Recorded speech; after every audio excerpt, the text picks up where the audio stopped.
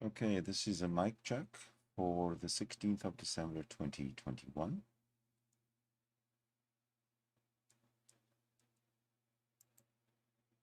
The 16th of December 20.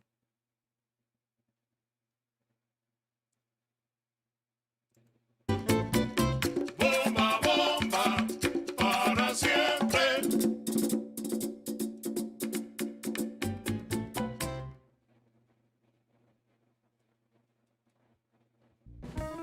Relations. Does that state of affairs exist? Yeah. Are there? No. When you say you perceive, that's begging the question, because sense perception presupposes causal relations. Okay. I mean, yeah. Listen, okay. I don't want to beat up on you, okay? Because you're a nice guy. You're not being rude. You're not being argumentative like that moron Lem. Okay. You and I completely disagree. Okay. So that's why you're not being stupid. You're just not understanding the dilemma that you're in. Not understanding. I mean, yeah, I could see that. Maybe I am not being able to see it. That's why I'm trying to engage in this conversation to hopefully. Yeah, that's why I'm not irritated with you, because you're just genuinely not understanding, as opposed to being an argumentative moron like Lem. Yes, indeed.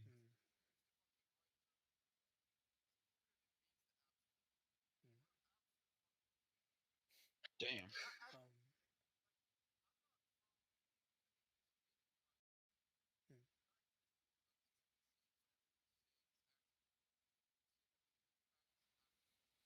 I didn't, Lem. I didn't say Lem. I never said that.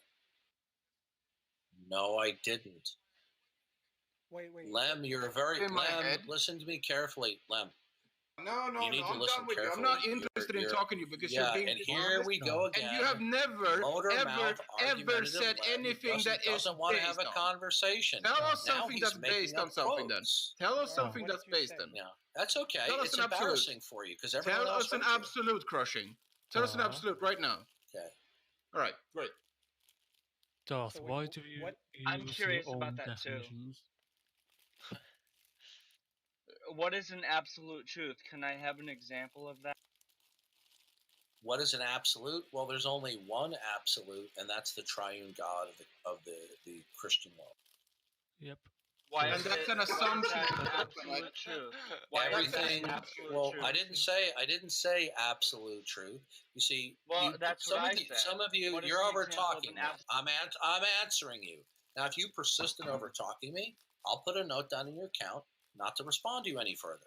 Now, I did not use the term absolute truth. I never do unless I'm quoting somebody else. Okay. Now, somebody asked me, what is something that is absolute? And I told them the triune God of the Christian scriptures. Okay. Mm-hmm. And then, of course, you have evidence of this, right? Exactly. Well, the only evidence that we can have of that which is absolute is for the absolute to be, first of all, personal and have. Okay, that's enough. When he gets going with his bullshit, I get going with my that's enough.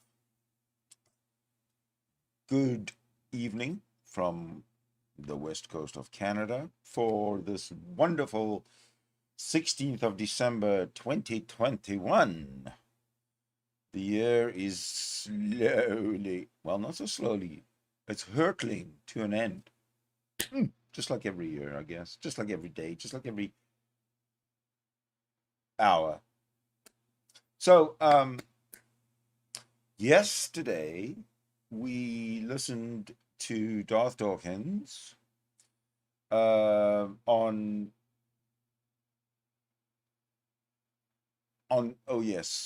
the big C OV. Just get your ID. You know what I mean. Anyway, today we are just going to focus solely on what we started yesterday after the big C. You know the rest. was Darth Dawkins on presuppositionalism. We had a taste of it yesterday, but today we're going to go full on. He's going to go full on presup, and we're going to go full on react. Okay? Are you ready for this? This is going to be a tough one. No, I don't think so. But I think that before we get started, I think it's only fair to wait for others who have not been able to make it in yet. And in order to, so as not to waste anybody's time, I think it's a great idea to read the news. What do you think? I think it's a dang good idea. And it is the CBC News, which is Canadian news. So let's look for something interesting.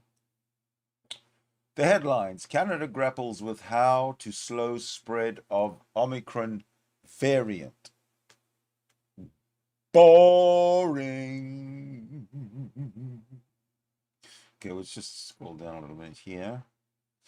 Omicron, Quebec limits gatherings, delays high school reopening, stringent public health measures needed to combat Omicron, says Ontario Science Table.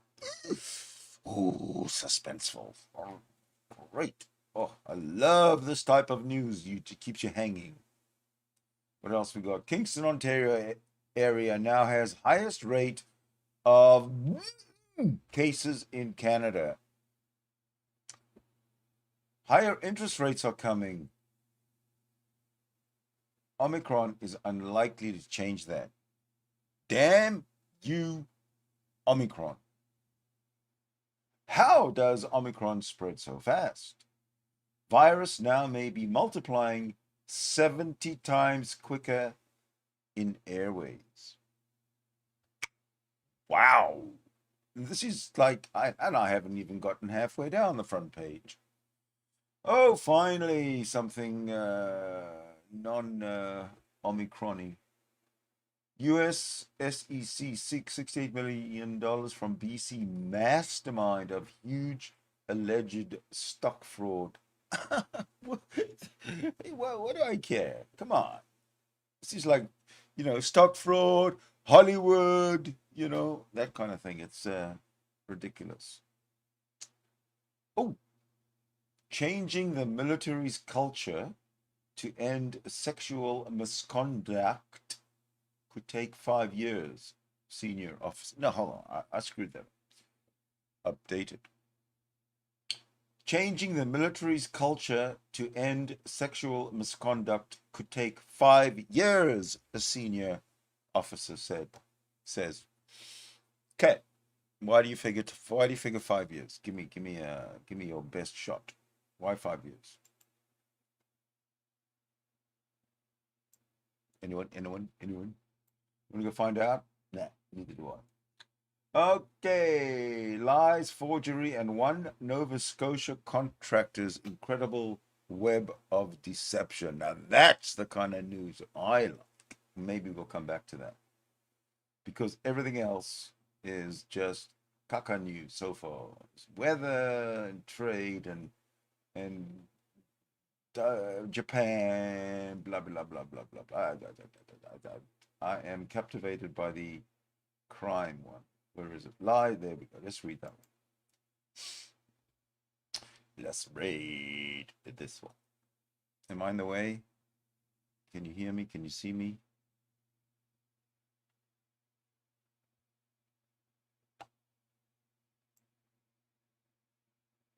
All right. So if we disappear, by the way, it's because I had a malfunction, and I will be back. History has taught me to warn you in advance that my CPU is not the most stable. Not my CPU, my case, my desktop.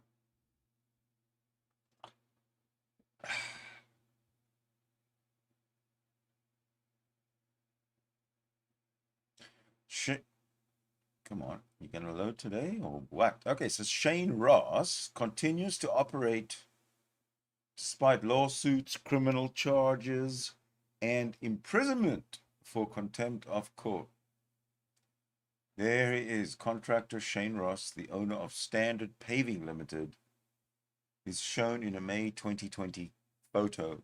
Who is this Shane Ross? Look, see, that's what you hold in Canada. You don't hold an AR-15, you hold a pressure gun. See? That's how it works. All right, so let's have a look. In the evenings,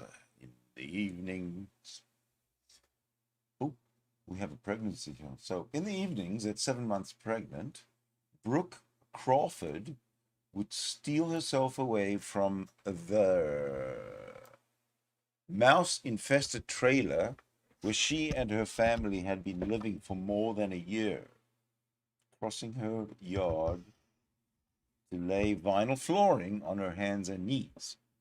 7 months pregnant. As their first child slept, she helped her husband Phil in the piece-by-piece construction of their new home in the rural community of Clarendon Station, about an hour's drive north of Kingston, Ontario. They had little other choice. The nightmare of their first house burning down in July 2019, Crawford waking up to a blaring alarm and fleeing smoke with her baby in her arms had been bad enough. But it was when a smooth-talking Nova Scotia contractor named Shane Ross entered their lives soon after the unimaginable financial and legal horror show began. Instead of rebuilding their home, he walked away with nearly $140,000 of the family's insurance money, leaving a trail of deception so brazen, a judge would later call it almost unbelievable. He intentionally hurt my family, Crawford said in an interview. We're still trying to get out of the hole with the havoc that he's caused in our lives, and we just don't want that for anybody else. You know, as a comment, everybody says that whenever they get in trouble, whenever they suffer some kind of a setback, whether it's financial or whether it's a loss of a loved one to callousness or something, they always say, "Oh, I just want to make sure it doesn't happen to anybody else." How many times have you heard that phrase from a victim's family? We just want to make sure it doesn't happen again to anybody else. It is so, I understand that it's so heartfelt, but it doesn't ensure anything. You can't ensure that something like this or that doesn't happen to anybody else. You just can't do that.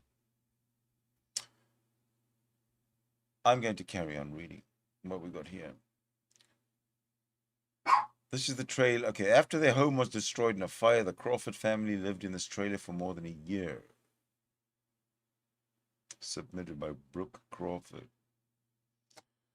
So, let's see. Over the last 5 years, Ross has been charged with fraud. His companies have been fired from numerous construction jobs in Nova Scotia and Ontario, and he's been embroiled in legal actions with more than 30 contractors, property owners, towns, and a Halifax university. I saw that, Jenny.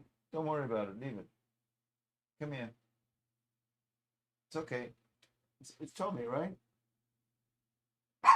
Yes, I know. Go on. Go lie down. Go. Oh, shit. Yeah. Boring, right?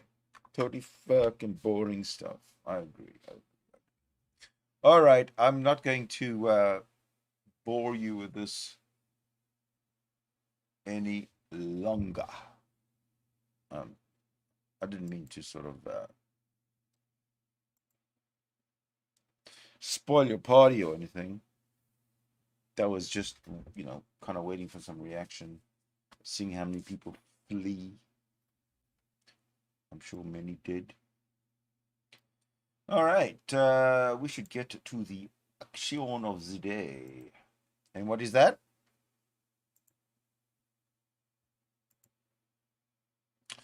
It is Darth Dawkins on presuppositionalism. All right.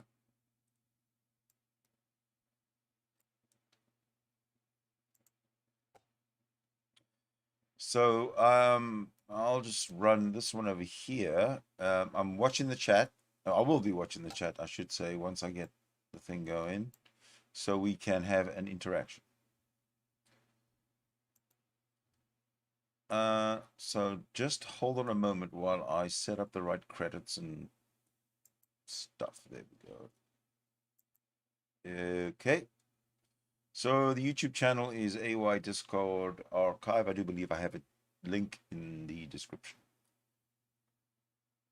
And a big thank you to AY Discord Archive. AY stands for Ask Yourself. Okay. A number of other attributes which I can get into, such as the Christian God, and give self-disclosure of himself. If you reject... I don't think that's it. Totally not it. That's not it. Oh, crap. You know what I did? I pressed the wrong... Challenge it. But you said something right before that. Something about if you do not accept the Christian worldview, you cannot stipulate a fact or something like that. Hey, Ken, turn yourself up. Yeah. You're very quiet. Or speak closer to the mic. Yes, do it. Okay, I'm as close to the mic as I can get. Yeah. Okay, that is better. Can you repeat that? My position is that the Christian worldview, which is categorized by the 66 books of the Bible, is the only coherent worldview. If one so much as even doesn't accept, let alone denies the Bible, you will not be able to make sense of any stipulation, proposition, or proposed fact. Okay, I do not hold the that position, so in that case, it would be completely pointless to debate me. Do you accept that the Christian God is actual? Fuck no. Okay. Are you an atheist? Fuck yeah. Yes. Okay. Do you deny the existence of God, or do you just have a lack of belief? I have a lack of belief. Okay. Do you lack belief in God because God is not rationally justified? I lack belief because there's no proof. There's no evidence. There's no way to demonstrate that he exists. Okay. Or she, or whatever. Okay, so you assert there's no evidence. Now, in the case that the Christian God exists, it's stipulated that he is the creator of all things. So the entire universe would be evidence for God under that worldview. But since you reject it, then your position would have to be that the entire universe is not evidence for God. Do you hold to that? Yes. Okay. Now, since you hold that the universe does not have its causal origin in the God of the Bible, what is the causal origin of the universe? I have no idea. If you do not know what the causal origin of the universe is, how do you rule out the Christian God as the causal origin? I have not ruled out the Christian origin or the Christian God as the causal origin of the universe. Yeah, I agree. Yes, you have. It's just a cliche. I agree. No, you're changing from a declaration to a state of mind. You said there is no evidence for the Christian God, which entails that the universe does not have its causal origin in God. So I'll simply ask you, does the universe have its causal origin in the God of the Bible? Okay, so I'll rephrase. I don't know. I cannot prove just say that no, he's for not, fuck's but I sake. can prove that he is. Is that better? Okay. The answer is since no. you do not know what the causal origin of the universe is, nor can you rule out that the universe has its causal origin in the God of the Bible, then how can you say there's no evidence for God? Because in the case that the Christian God exists, then the universe would in fact be evidence for God. When you say the universe is not evidence for God, you have ruled out the Christian God as its causal origin. Absolutely. But you just told me Absolutely. that you do not know what the causal origin is. So on what basis do you rule out the God of the Bible being the causal origin? I don't rule it out. Hello, God equals the square root of -1. I'd like to recognize your presence. And Tom and Iron Charioteer, welcome, fellows. Fellow YouTubers. Yeah, the room's open. You can join anytime. I have the number up top there.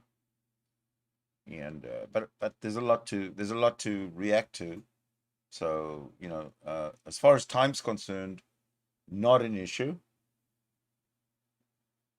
How did Darth Dawkins rule out naturalistic pantheism? Yeah, damn good question. Hey, Tom. Iron Charioteer. How about natural pen? What the fuck is that anyway?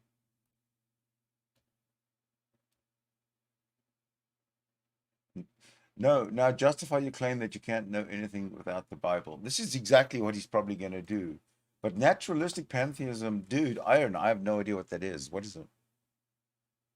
Let me know in the comment section.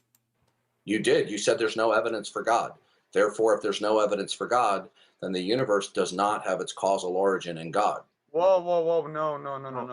That's not the same at all. Just because there's no evidence for it doesn't mean that it doesn't exist. Well, then there's no evidence for it because you've thought up something and now you're looking for evidence. There's no evidence for it because you thought it up, which means it doesn't exist. And now you're saying just because there's no evidence, it doesn't exist. It's very circular. Stupid. Universe evidence for God? I don't know. If you don't know, then how do you know it's not evidence? Oh my God. How do you know it is? He just said he didn't know.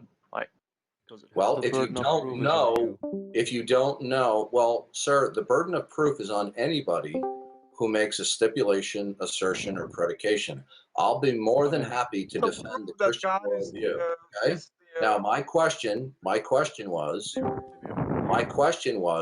to get him to account for his statement.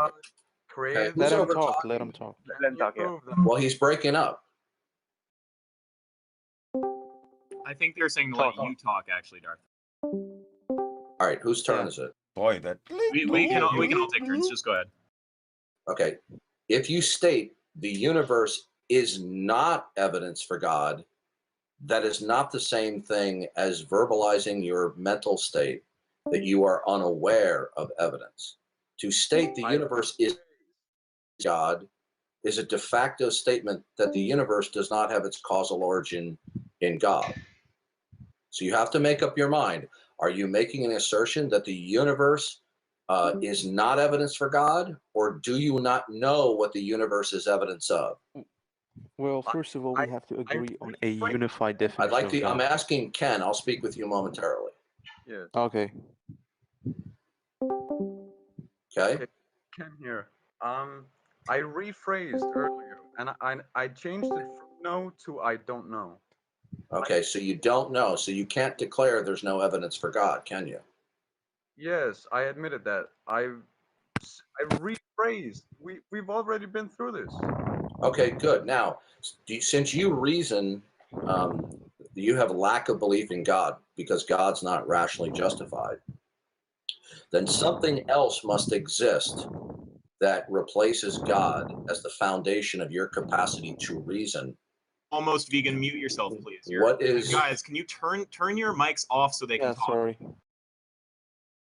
Since you lack belief in God, and that's a product of reason, and therefore God would not be the ultimate foundation of reality and the foundation of your capacity to reason, what is it ultimately in terms of the nature of reality that provides for your capacity to reason and reason that there's a lack of belief? What is it that replaces God, sir? There's not necessarily Darth is anything so that stupid. replaces God. So you don't have a basis for reason? No. You're an Okay, atheist. Then if you don't have a basis for reason, then you can't verbalize you lack belief, because then that lack of belief would just simply be an arbitrary declaration and not based upon reason. Do you have the capacity to reason? I think so. Okay, now, since you lack belief in God, then whatever is the ultimacy of reality that provides for all contingent states must be the foundation and the basis for your capacity to reason. What is the ultimate nature of reality that would provide for the viability and meaningfulness of your capacity to reason? That would be I reality. don't know. Well, then you don't have a basis that for reason, then, do you? Then you should have a lack of belief in your reason. That is just word salad crap.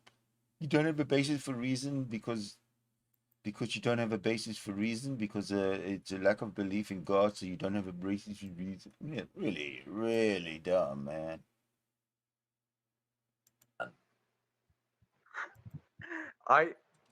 Before we even started this debate, I stated that since I am not a fundamentalist evangelical Christian or whatever, debating me would be pointless. No, it's not pointless because you're an atheist. Now, why do you believe you can reason when you don't have a rational justification? You should have a lack of belief in your capacity to reason because you do not know if there is any ultimate foundation for reason. So you should have a lack of belief, not only in the ultimacy of reality, which you say you don't know, therefore you don't have an ultimate basis for reason. So you are violating your own principle that you have lack of belief in the absence of rational justification. Since you don't have rational justification for the foundation of reason, you should lack belief in your capacity to reason. Why do you violate your own principle? How do you know? All righty, we have what's called a joiner. Hey, Iron, how you doing? Hold on a sec. I can't hear you. I've got to fix my settings. Just give me one moment. Speaker is blocked. What do you mean speaker is blocked? Oh.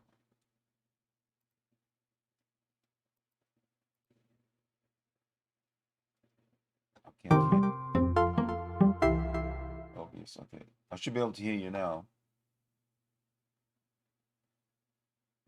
But you can't speak, can you? Because I haven't let you. Hold on a sec, buddy.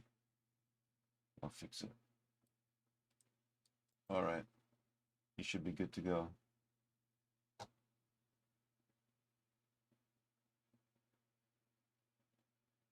Try again.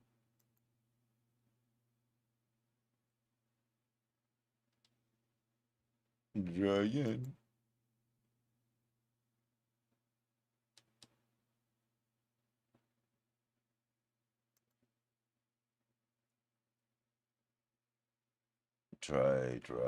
Try.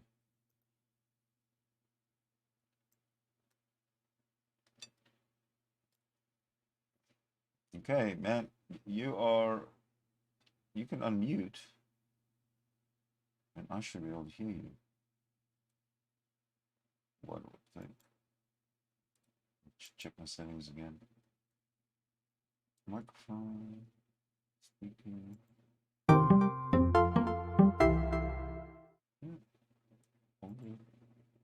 Okay.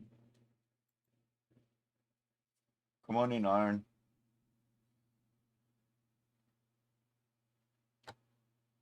Let me fix the chat window there.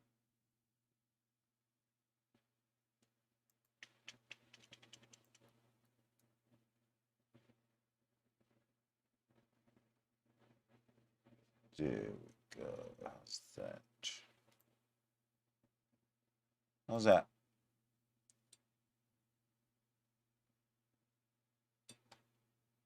Okay, so can you hear me now? Finally, yes, I can hear you now.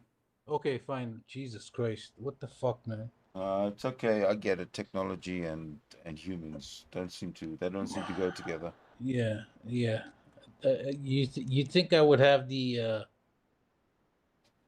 fucking hang of this shit by now, but no. No, of course not. Hey, man, I want to invite in. I'd like to welcome you to the room. Are we live? You're very brave. We are live. Okay. Obviously, be live because you got this link from the live show. Yeah. So yes, we're still live. Okay. So you have to be very entertaining because there actually are people watching beside you and me. One person, anyway. Who's that? I don't know. What's your question? I was in the chat and I was talking to some people in the chat. Yes. And I was making some comments there about naturalistic pantheism, right? Yeah, what? Yeah, I wanted to ask somebody what the hell it is. I'm so glad you're here. What is it? Well, that's what T-Jump's argument is, right? You know Yeah, T-Jump? I do, but what is naturalistic pantheism? Naturalistic pantheism is a philosophical, sound, valid argument to a counter of Darth Dawkins' fucking bullshit. What did you call it again? Naturalistic pantheism. Okay, pantheism is many gods. Naturalistic is No. Pantheism is not many gods. What That's is it? polytheism. Okay? Tell me explain to me what Pantheism is God is everywhere. It's in everything, right? No. That's pantheism. Oh, okay.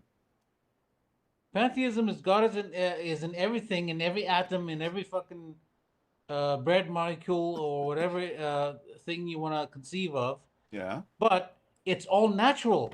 Yeah, but what's the point then of God if it's all natural? Then why put God there? Without God, it still works exactly the same. It's a pantheistic, naturalistic God. Yeah, but it doesn't fit because why not? The naturalism is always there. It's there anyway. You're just throwing a God into every atom for some godforsaken reason. Pantheism is not a God. You just said God's in every atom. God is everything, right? Well, I'm saying that. Explain what this God is that's in every atom. What is that? I'm saying that naturalism is everything. Well, make up your mind. Naturalism or pantheism? Well, I don't get it. Naturalistic pantheism means that naturalism is everything. So reality, in other words. Yeah. Okay. Well, yeah. why don't you say so? You say so, man. Well, I had to get you. I had to get you through that modality there. You seem to be stuck. No, you got me through. Thank you. You pulled me through. Even though I'm a little overweight, I still through that. So, nice. Yeah. So when Darth Dawkins say that, what is your grounding, right? Yeah, it's a bullshit question. This is what every Christian asks, but Darth Dawkins takes it to the extreme, right? Yeah. He doesn't just settle with grounding. No. He goes above and beyond. He says, "What is your ultimate foundation?" Right? What is your grounding, your ultimate foundation and grounding for all things? Blah blah blah blah. I don't know. He's got his shtick. Well, yeah. We should all know it by now because he said it so many times. Yeah. So that's naturalistic pantheism, which is reality. Which is reality. Okay, got it. Right? All right. I accept that. So how can Darth Dawkins dispute his reality? He would have to dispute his reality right now. Because now you're putting him on the offensive or defensive or whatever. But he's cognitively dissonant, don't forget. He's a Christian. He's not cognitively dissonant. Really? Well, does he have a dissonance between reality and his mind? Yes. Okay. Well, maybe he has a dissonance between between reality and his God, right? No, his God exists in his reality, but his reality is in his head. I agree with you. Okay, fine. So that's a cognitive dissonance, right? You're right. You're actually right. Yeah, that's what it is. That is a cognitive dissonance. So how do we get rid of the dissonance? Well, what we do is we explain, we keep on and we persevere with our crusade of reason. That's how we do. So how do you know that you don't have a dissonance? A dissonance between what reality really is and how I perceive reality? Well, I'm just playing devil's advocate right now. So because I'm a naturalist. I'm a natural pantheist. Okay, so is that an axiom? It's an axiom, yeah. You're a naturalistic pantheist. That yeah, means that all gods are imaginary. That's exactly what you said. Okay, so that means that reality is reality. Exactly. You know why reality is reality? Because it's reality. That's why reality is reality. Okay. So that's your axiom. Yeah. Okay. And reality is energy, and energy is vibration, and all of that is eternal. All of that never came from anywhere. It's always been around. Without question, it's an axiom. Yes. Yes. I agree with you. I agree with you. And that's a very strong argument. I would agree with you. That's a very, very strong argument, right? I agree with you. It's a very strong argument. Yeah, because we know that everything in our current universe encompasses natural processes, right? Everything does, yeah. There's nothing supernatural about our universe or our reality right now. The only thing supernatural is that how the hell do I get my streams to actually work? I can't understand. That's not supernatural. Whatever. I'm just kidding. So that's what I'm saying, is that, like, there's no argument there. Argument with who? About what? With Darth. No, it's sheer entertainment.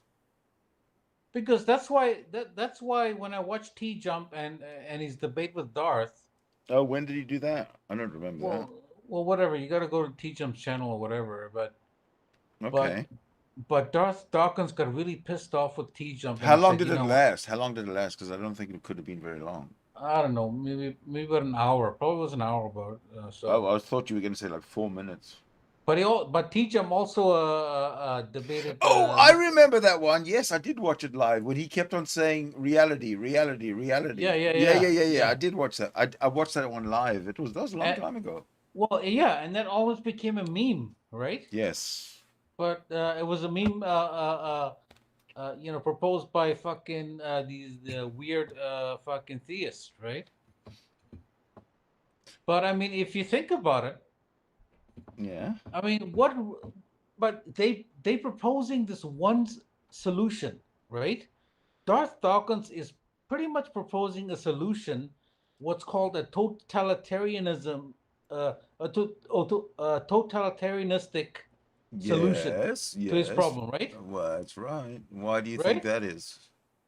Well, because he wants his God to be the total solution to every to humanity's problems, right? Well, yeah, but why do you think that if you don't accept his God, he loses his shit at you and he screams and yells and insults? Because of your Bible, right? But the Bible is supposed to be a source of good things, isn't it? Yeah, the Bible is a totalitarian. It's like the manual of good vibes. Doctrine. You would think. Yeah. The Holy Bible is. Yeah, exactly. In his mind, the Bible solves every human calamity in the future, in the past, and in the present. That's what his view is, right? Because in the Book of Revelation, right? The Book of Revelation. You're talking about the Gospel of John?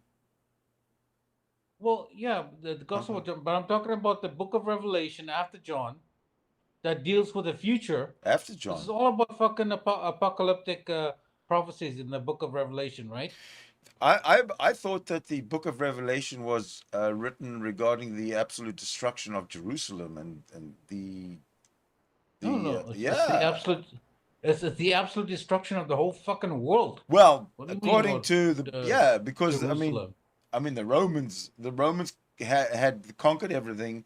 They annihilated Jewish presence. They renamed Jerusalem. They made it They made it like a total Roman city with a total Roman name, and they kind of wiped it off the map. Right. So, So that was kind of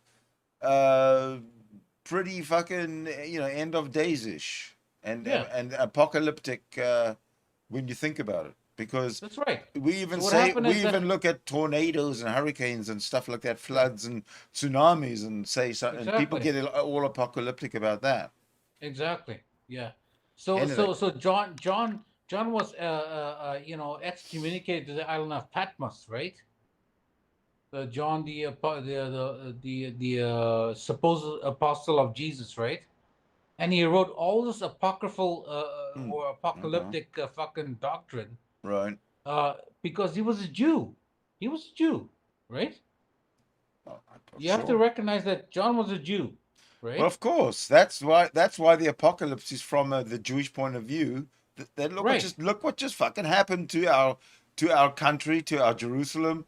It's got to happen to the rest of the world, right? So if you look at the prophecy of John, which is the Jew, he would make his prophecies or his apocalyptic doctrine so vague that it will almost apply to every nation coming in the future. You know what I mean? Yeah, that's what I just said, I think. Because look what George W. Bush did in Iraq. I told you this before, right? When he invaded Iraq, what verse did he quote out of Revelation? I have no idea. What did he quote? Yeah, George W. Bush. You never told me this before, no. I didn't tell you this? No. Okay. Not that I remember. Before George W. Bush invaded Iraq or whatever, he quoted based on his advisors in the United States government and in the Oval Offices. He had his advisors there that actually quoted from the Book of Revelation, and there's a verse in the Book of Revelation that says you have to subdue them with shock and awe, right? Oh, yeah. Okay, you've just do you remember, yes, you remember reminded phrase? me that. I remember the conversation. Yes. That you just said. You just refreshed my memory about a conversation. Good. Yes, shock and you know what happened during the in Hitler? No, what happened during Hitler's times? Sort of. Because Hitler had commanders under him, right? That were very religious. There were actually female parishioners under Hitler that were very religious. They were actually subscribed to the Book of Revelations, right? I don't know. Yes, they did. So what they did is Hitler actually used the Book of Revelation to justify the killing of the Jews. Where would it say the Book of Revelation to kill Jews? Doesn't say Jews. It says purify something in the Book of Revelation. Yeah, but that's the stretch, dude. That's vague, right? It's vague. It's very. Right? That's a stretch on your. I know it's a stretch. Yeah. Because that's exactly what the Book of Revelation does. It writes these things in vagueness and prose that it can be interpreted any way you want. I've got to say about the Book of Revelation that for its time, it's really good reading. You know, it's like. Are we still alive? Yeah. Well, why do you keep on asking? Are you like? Because I want people to hear this, because I mean this is the most dangerous book on earth. Oh, you've got the floor, buddy. Go ahead. Well, this is the most dangerous book on earth. It's the Book of Revelation. Yeah, it's Revelation. Any future wars that that America is gonna fight, or any type of religious nation is gonna fight, even Islam, right? Mm-hmm. Is gonna be based on the Book of Revelation. That's where they are gonna justify the reason why to invade other lands. I wouldn't even be surprised if you look at the Russians right now, putting their troops on the borders of Ukraine, right? Mm-hmm. I wouldn't even be surprised if you really question Putin right now, right? Oh, Putin, if you're watching, could you please join? Excuse me, President Putin of Russia. I want to be respectful. If you're watching, could you please join in? And Iron would like to ask you a question, and I'd love to hear the answer. Thank you. Go ahead, Iron. Well, because what's going to happen is that Putin is part of what's called the Eastern or Western Orthodox Catholic churches, right? Whoa. No, what? Putin? There are still some remnants. They're not Catholic. Remnants. They're not Catholic in the East. Well, they were. Everybody was Catholic at one point. What do you call Prussia? Was Prussia Catholic or not? I don't know. Was it? Yeah, Prussia was Catholic. You had Rasputin. What was Rasputin? What was Rasputin? Was he a Catholic or was he a? He was a Russian. He was a Russian dude. He's a Russian Catholic. How do you know he was Catholic?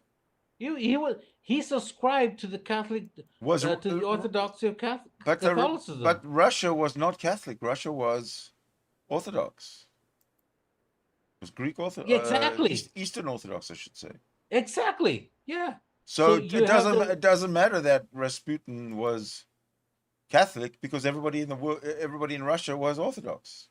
But do you know that the Western Orthodox had some kind of influence with the Eastern Orthodoxy? I don't know that history. They had to have. No idea. Why would the Berlin Wall come about? If there wasn't any kind of Western against Eastern Orthodoxy present, right? So you have to examine those things, right? You have to say, okay, so you have this Eastern Orthodoxy against the Western Orthodoxy, right?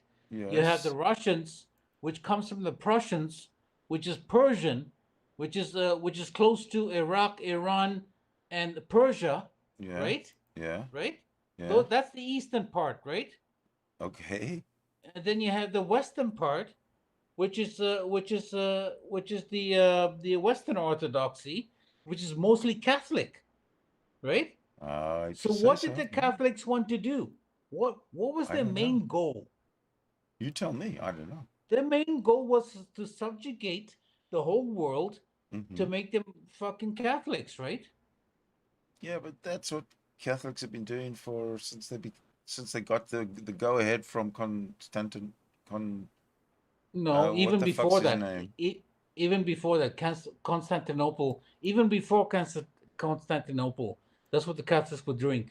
They were going into the eastern parts of Prussia, of Iraq, Iran, and they were trying to subjugate these people.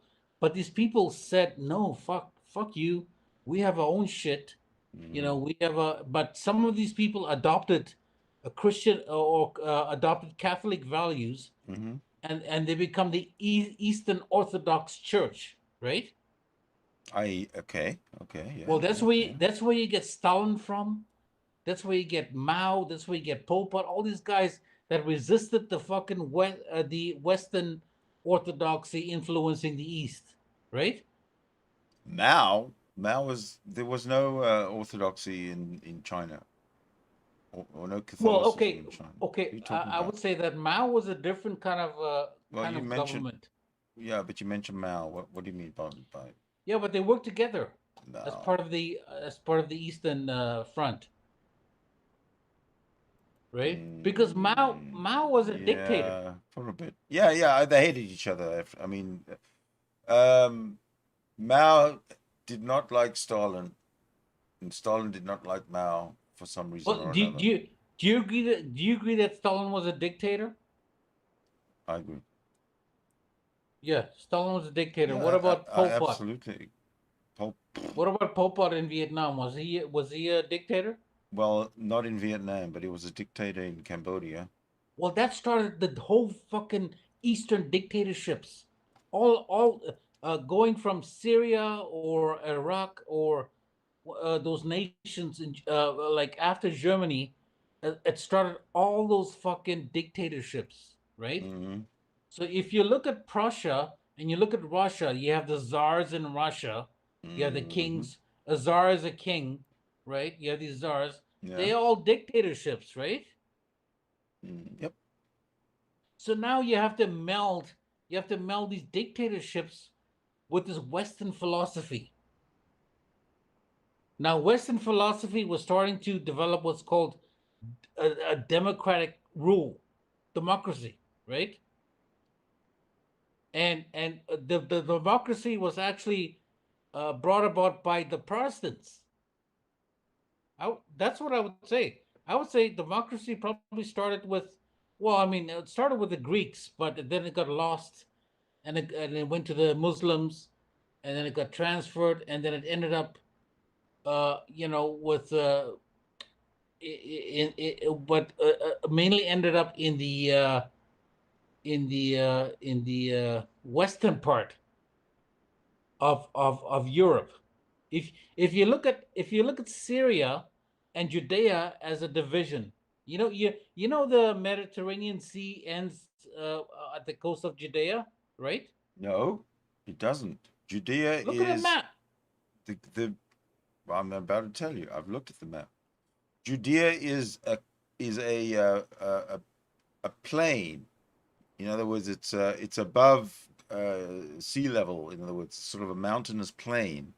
There's the coastal. Hold on a second. There's the coastal plain between the Mediterranean Sea and Judea itself. I am not talking about topography.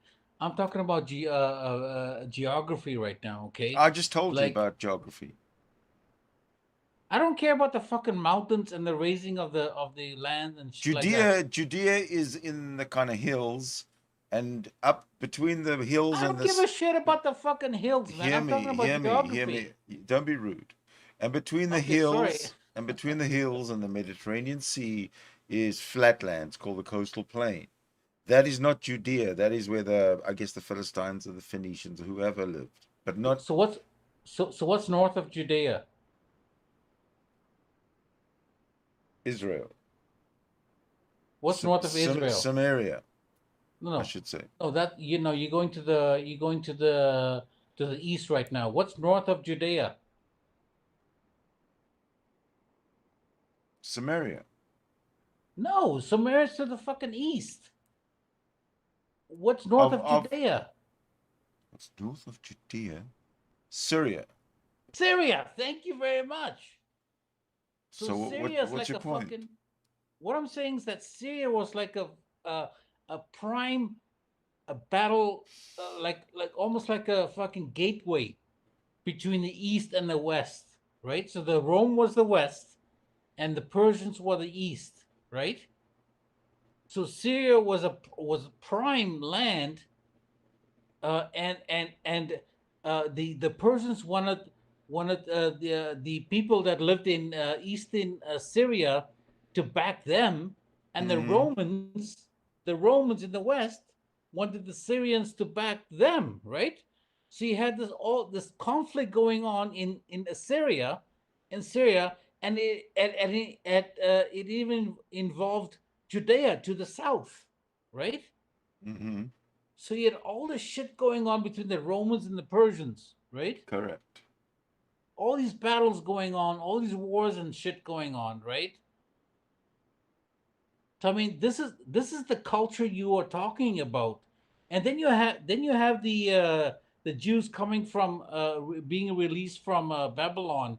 Well, that's before all the shit. You're jumping around the timeline. Okay, here. wait. I just let me finish. This is before all this shit.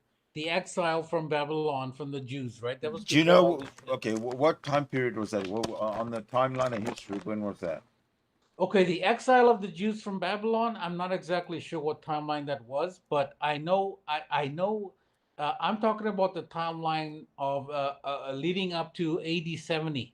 Exactly. I'm saying the exile from Babylon. It happened before that. I know. When was it over? When did it finish? When did Cyrus? I have no idea. Okay, I'm going to tell you. I'm going to tell you. I'm going to tell you. Approximately 538 BC. So between 538 and your time of after the Common Era there's a lot of this 500 years between them. So that's what I'm saying. You're jumping around. Well, actually, I agree with you. That sounds about right because you had the Maccabean revolt in about 170 BCE. 130 something. Yeah, around that time you had the Maccabean revolt. Yeah. Then you had the that by the way could have been what Revelation was writing about. Was the yes, you're right. Yeah, it could be. That actually might have set because up the Maccabeans lost, right? They got schmeiced. They got totally. Actually, what happened with the Maccabean revolt is that they came to a settlement because what happened is that the Romans came to the Romans came to agreement and they established what's called a Roman state in Jerusalem or Judea where Herod was in control. Remember Herod? No, but I remember Pol Pot. I want to talk about him. Oh my God, Pol Pot is like Sydney all over the place. Well, no, I'm not because you mentioned Pol Pot, and I just wanted to know if you knew that Pol Pot recently died within the last few years, and I don't give a shit about he was allowed to live up in the mountains of Cambodia freely, and he had a very comfortable life. Why was he never brought to justice for what he did? I don't give a shit about Pol Pot. You mentioned him. You mentioned. You just went like fucking 1,000 years or 2,000 years in the future. You went to You mentioned Pol Pot though. Like what the fuck? I mentioned Pol Pot because he was a contemporary to our time. He was not a contemporary in fucking 137 BCE. You know what 137 or 170 BCE means? No, tell me. If you look at the year 0, all right? Yeah, what happened at the year 0? Obviously nothing. Yeah. So what happened at the year 170 BCE according to scholars? Do you tell me? I have no idea. 170 BCE, the book of Daniel was written. You know the book of Daniel?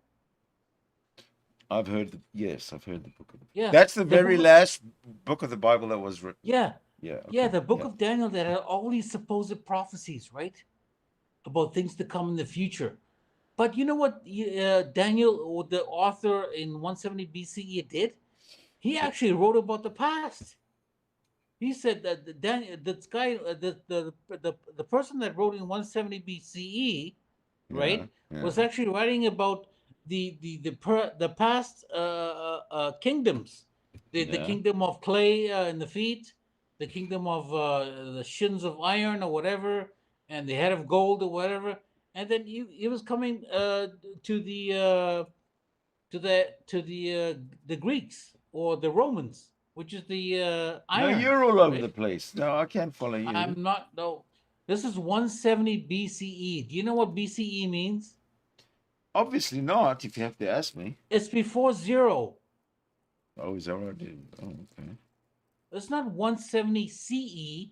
CE is Common Era, right? What's Common Era mean? Common Era means after 0.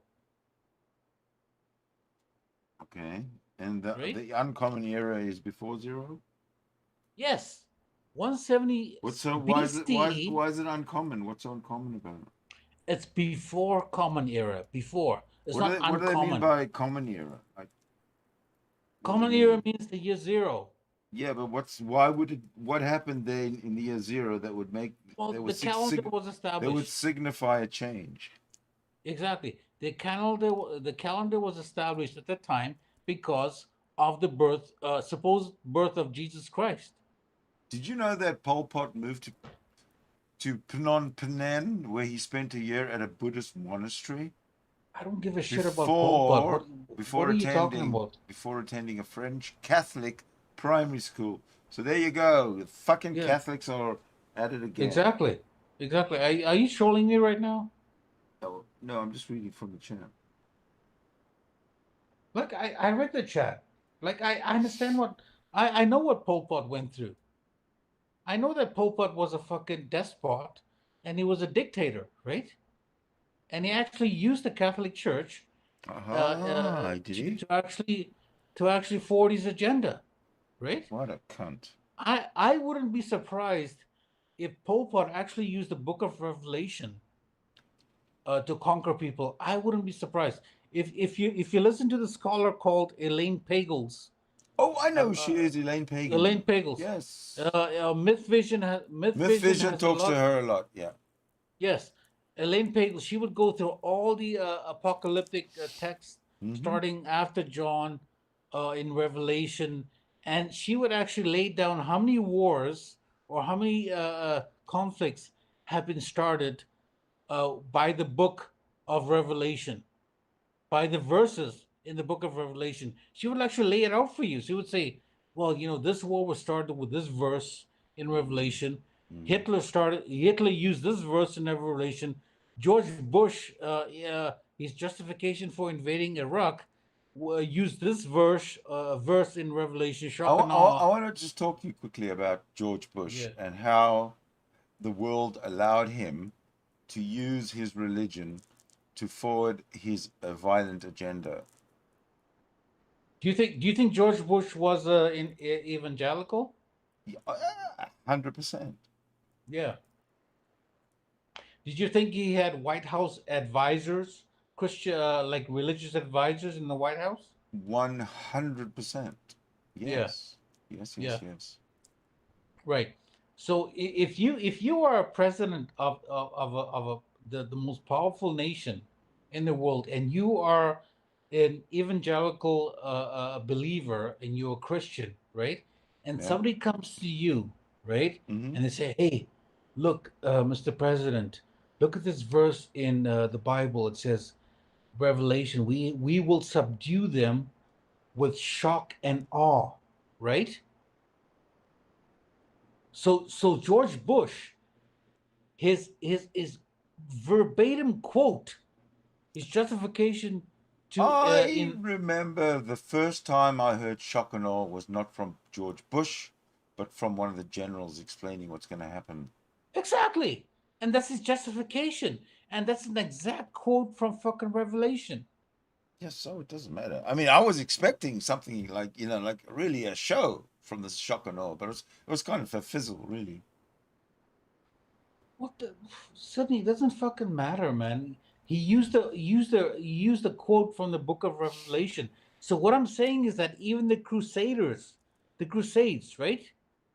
Look, I'm very disgusted that George Bush used from the position of president of the United States, which is constitutionally bound to separate church and state, would do exactly what that's treasonous. What he did is treasonous to the Constitution. That's true. Yeah, I agree with you. Yeah.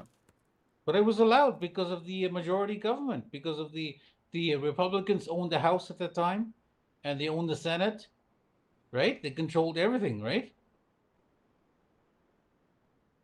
Not like today. And also there was the atmosphere of just post 9/11, right?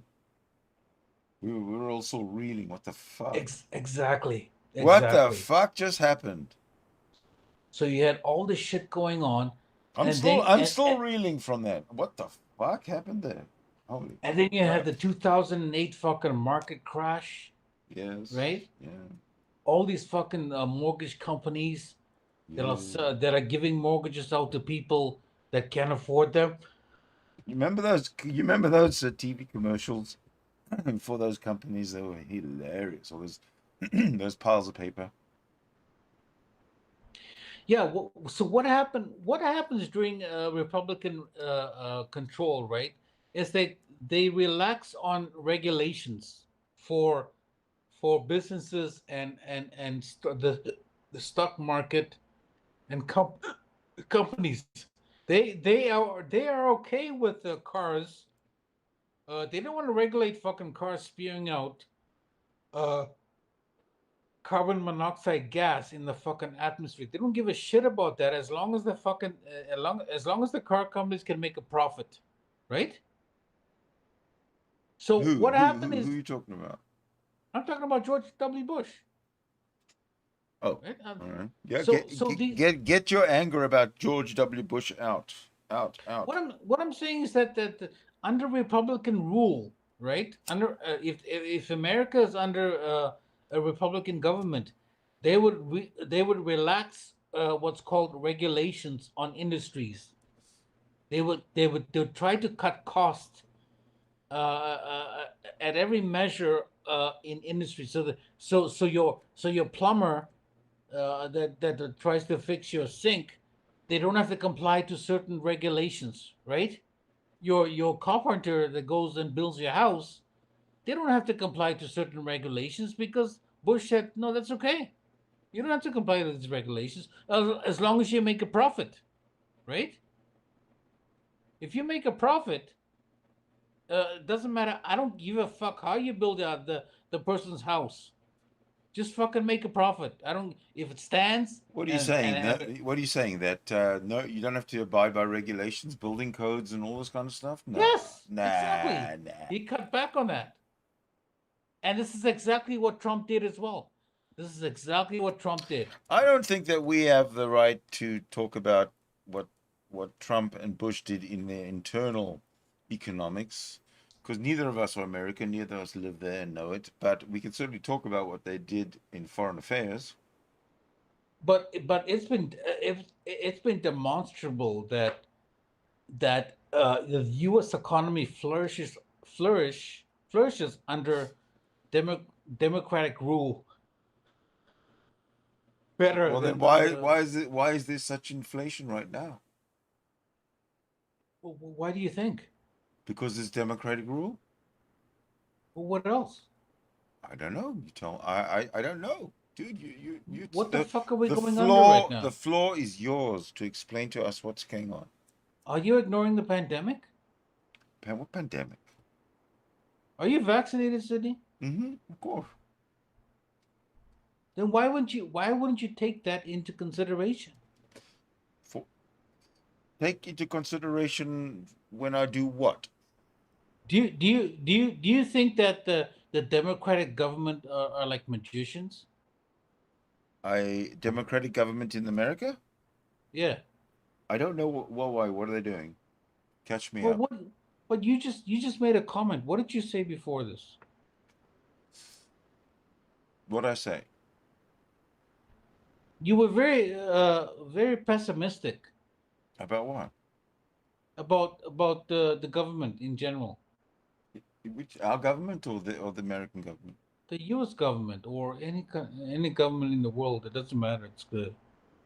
Well, there's no government that's sort of standing out and trying to piece together some kind of entente or accords between nations. We seem to be sliding towards another world fucking war, with China being the big antagonist here.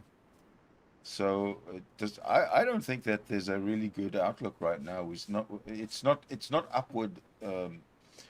upwardly mobile towards peace.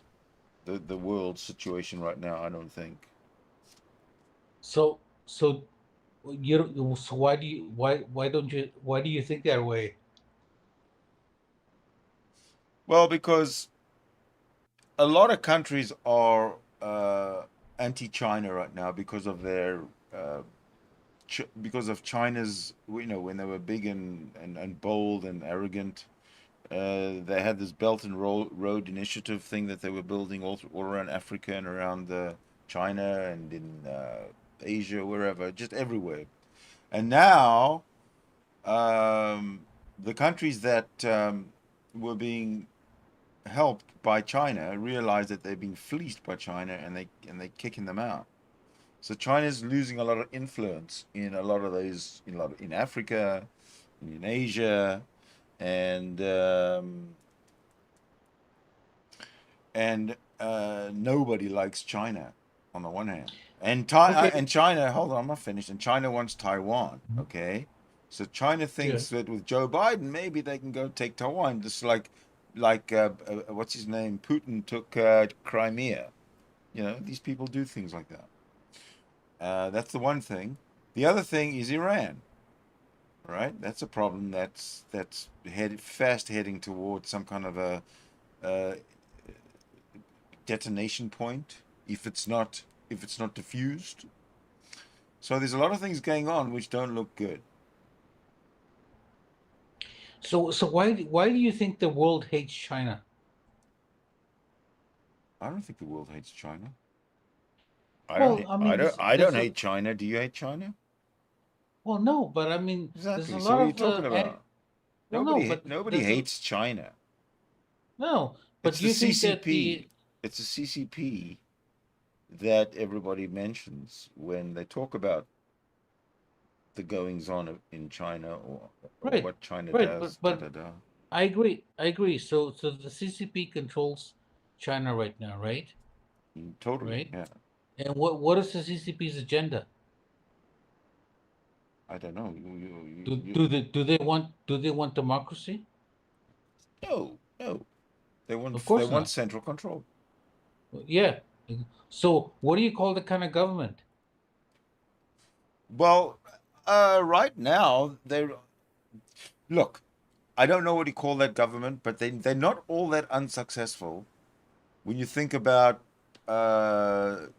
China's communism versus since the fall of Soviet communism, why did they survive and why did Soviet communism die? But they're both communism. Can you explain that? Well, if you look at the Soviet communism, that was actually. Well, communism seems to me a word that means something. So if you put in Soviet and then you put in Chinese communism, Okay, I don't fine. understand the difference anyway. Okay, let's focus on Chinese communism then. Well, right? first let's focus on communism and then we'll talk about this split. What is communism? Well, communism means is that the government controls everything in the person's life. Okay, great. Now, on Right? Soviet communism, what is that the same thing? Soviet communism? Well, yes, but that was called the under Soviet communism. That was called, that's a name for it. You know, when Rocky Balboa fought fucking Drago, it's called the CCCP, right? In Russia.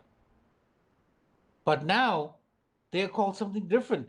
Russia changed. They actually became a kind of like a mix between communism and socialism and democracy. It's like a mix between all those fucking governments, right? Okay, so what is China then? How does Chinese communism differ from Soviet communism and survive Soviet communism, for example? Well, obviously China's more rigid in the communism, right? You think China's more rigid in the communism than the Soviets? Yeah, because look what happened when Hong Kong tried to rebel against them. Hong Kong is a democratic city, and they tried to rebel against China. And what did China do? They fucking squashed them. Yeah, but look what the Soviets did to Prague in 1950. Yeah, something. It's the same fucking thing. So people want democracy in China. So people want democracy in China, but the CCP in China is resisting against democracy. They don't want any Western influences. But yes, okay. Right? Talk about the positives. So there you go. So there you go again. Talk about the positives of Chinese communism. But there you go again. You have the East against the West, right? I don't think so. Talk about Chinese. Talk about Chinese talk about the positive things of Chinese communism. Well, I know the goal of communism is to develop.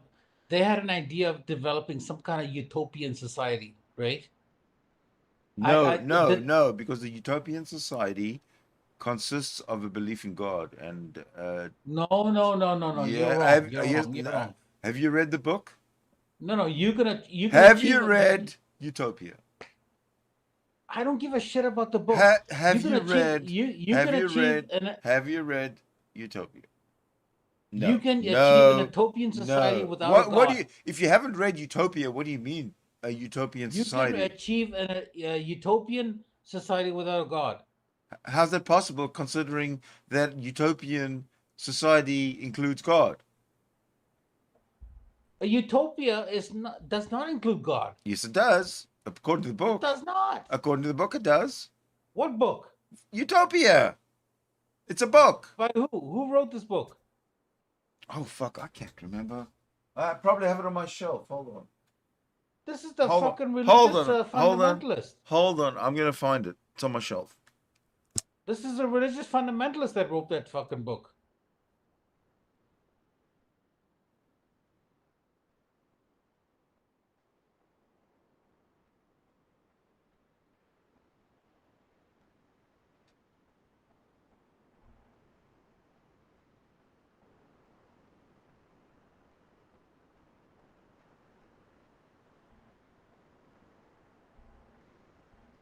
Okay, I found it. Oh, not a very big book. Hold on a sec. Earphones, man. Okay, it's written by Thomas More. Okay. And yeah, what's his premise? It first appeared in Latin in 1516. Okay. This work of a Catholic martyr has later been seen as the source of Anabaptism. Catholic martyr, a Catholic as martyr. the source of Anabaptism, Mormonism, and even communism. Why would you even fucking listen to a book like that? What do you mean listen to it? It's one of the literary masterpieces. That's not what a utopia is.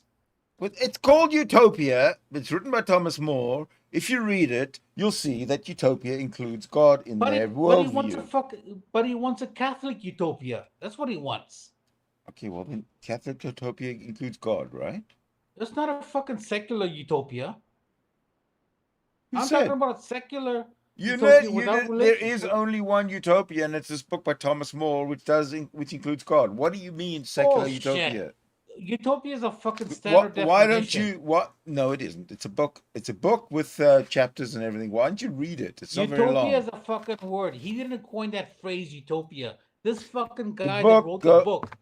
The book goes from page.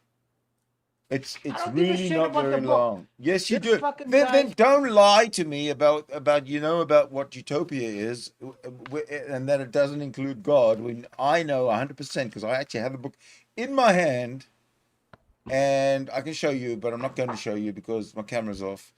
But it's in my hand, and I've read it. When I read it, I was kind of shocked that it included God, because I also thought that utopia would not include God. So when I read it, I was disappointed. You know. So what? Okay, wait, let me look up utopia. Yeah, go ahead, look it up. Go ahead. Just do it. Because you know what? Don't trust anything I say. So look it up and fact check it for yourself. Because I've known to be human before. I mean, wrong before.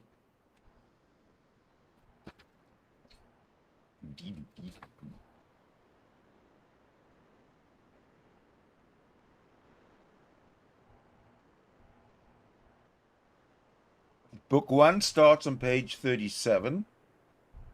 Okay, wait, here. And the appendix and the notes start on page 133, so it's not very long at all. Okay, so it says here that what is an example of utopia? So utopia example says the Garden of Eden, an aesthetically pleasing place in which there was no knowledge of good and evil. Are you saying there's no God involved? Can you just be quiet? Yes, I'm sorry. Okay. I'm sorry. So it says which there was no knowledge of good and evil. That's a quote. Heaven, a religious supernatural place where God, angels, and human souls live in harmony. See? Shangri-La in James Hilton's Lost Horizon, a mystical, harmonious valley. Yeah. Okay, fine. So maybe I was wrong. So maybe no problem. All right. does include. So it's not so much to call you out or anything. It's to show that people have a misconceived understanding of certain words. Like, for example, utopia. Utopia does not include, it's not an atheistic sort of a ideal at all, because it's religious. At least it's written by Thomas More, for fuck's sake, a Catholic. And like you say, everybody's in harmony with everybody else, including the gods and so on, heaven and so on and so on. But yeah, thank you. Go ahead. Okay, so what I'm saying is that, so fine. So my definitions were wrong. I admit that, right? Yep. So utopia, but what? Okay, so maybe I should change my my word usage and say that that okay. I'm gonna go with what's called totalitarianism. Is that a better word? I'm sorry, say it again. What? Totalitarianism. Totalitarianism. But okay, so how is China and Soviet Union different in the degree of totalitarianism? Okay, because in China they proclaim a communist government, right? In the with the CCP, right? Mm-hmm. And they claim that this communist government is a total solution to everybody's problems, right? They can solve hunger, they can solve need, they can solve want, they can solve strife, they can solve poverty, they can solve all these things. It's a total solution to humanity's problems, right? Yeah, but now are you talking about the Soviet Union or are you talking about China? Because they both have the same message. Well, I mean, yeah, they kind of related, because if you look at communism, communism means that you serve the government serves the community, right? Certainly. Right? Mm-hmm. And also the community serves the government. So it's a two-way street, right? The community pays the government. Well, yeah. So if the government provides for the community, if the community thrives, right? Mm-hmm. Then the community has to give back a portion to the government. Sure. That's what communism is. It's a commune, right? Yeah, but yes, you're right, but I can't still understand why the CCP communism is thriving, but the CCCP communism failed. Are you talking about Russia? Yes. Well, if you're talking about the CCCP, which is the Russia government, well, they did not fail. What makes you think they failed? What do you mean? What They makes just changed. They went from the Soviet Union to the USSR, right? No, the Soviet Union, the USSR stands for the Union of Soviet Socialist Republics. So the Soviet Union and the USSR are exactly the same thing. Okay, so what kind of government does Russia have right now? An oligarchy. Really? Yeah. If I look up, okay, let me look up right now. Sure. What kind of government does the USS does? Let me see. Okay. What kind of government does what kind of government does Russia have? Sure. What kind of Are you typing with two fingers? No, one finger. Jeez. What kind of government does? Do you not have a second hand or something? Is it lopped off? No, I'm using my other hand for something else. What kind of government does Russia have? Okay. Just bear with me, okay? Jeez, relax. Let go of the whiskey tumbler for 1 minute. Are you going anywhere right now? I am. I'm going to go and make coffee because I'm running out, and I need you to start talking so that I can step away from my microphone. And okay, it says here. It says okay. here. And Okay, now, in are you theory, hold on? Are you prepared to keep on talking for about 3 minutes? can I just tell you what kind of government Russia is? Okay, I'm stepping away. Before you go. I'm listening to you, so I don't need to talk, do I? Okay, Russia has a coat of arms, and it says in theory, Russia is a federal democratic state. That means in practice, it's believed that virtually all power in Russia is in the hands of its president, Vladimir Putin.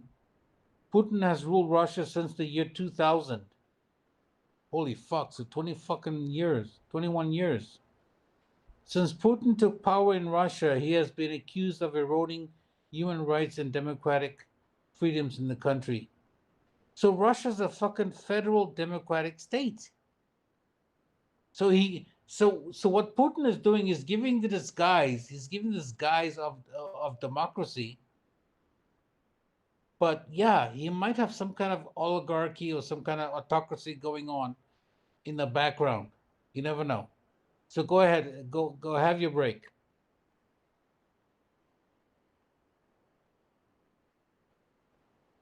You there?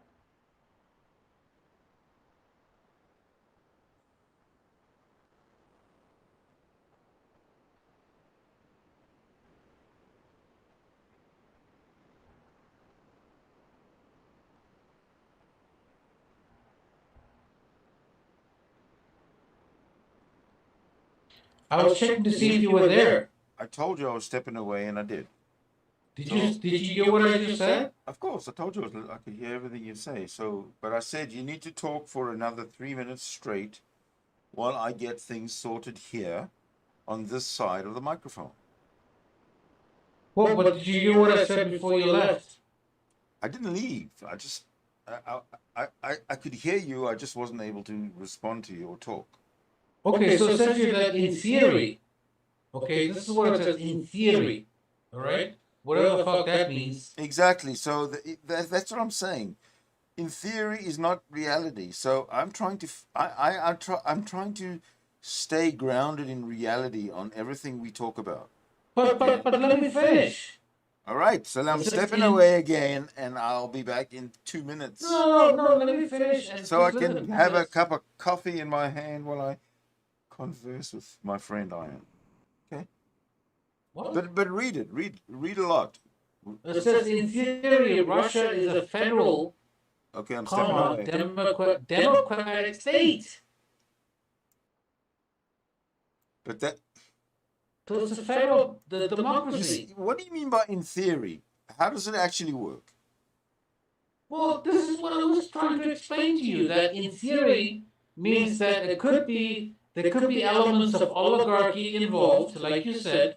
There could be elements of autocracy involved. There could be, I'm sure there's elements of some kind of totalitarianism involved there. I'll bet you that if you read further, it will actually stay what it is. It started off in theory, it's this, but I'm sure if you read on, it'll actually break down how it really works. I don't think so, because where did you look it up? Wikipedia? Yeah. Oh, well, no. What is this? It should tell you. No, it's not Wikipedia. It's World Atlas. Fuck that. Look it up on Wikipedia. No, well. Yes. Because we can at least question it, but not so much. We don't have to question everything. This World Atlas thing I've never heard of. This is bullshit, man. It's not bullshit. Okay, here. Politics of Russia. Wikipedia. Okay, now you read, and I'm listening. I can hear you perfectly well. I'm just stepping away from the microphone. Okay? Okay. This is politics of Russia. The politics of Russia take place in the framework of the Federal Semi-Presidential Republic of Russia. Federal Semi-Presidential Republic of Russia. according to the Constitution of Russia, the president of Russia is head of state and of a multi-party system. Ooh. With executive power. Okay, so does the president of the United States have? Well, yeah, it is a multi-party system, and he does have executive power, right? So that is kind of a democracy, legislatively, exercised by the government, legislatively, headed by the prime minister, who was appointed with parliament's approval. Legislative power is vested in two houses: the Federal Assembly of the Russian Federation, or the president and the government issue numerous legally binding bylaws. Since the collapse of the Soviet Union at the end of 1991, Russia has seen serious challenges in its efforts to forge a political system to follow nearly 75 years of Soviet governance.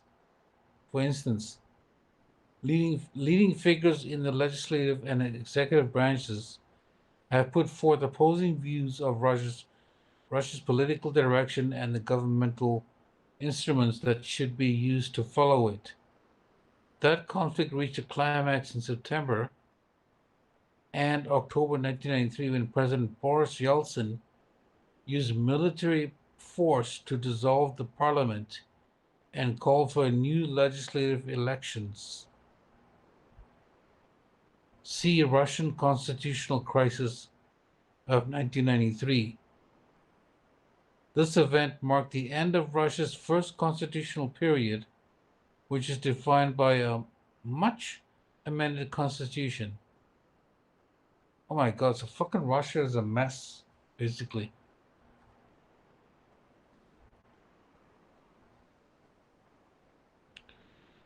So, I don't know. Are you there?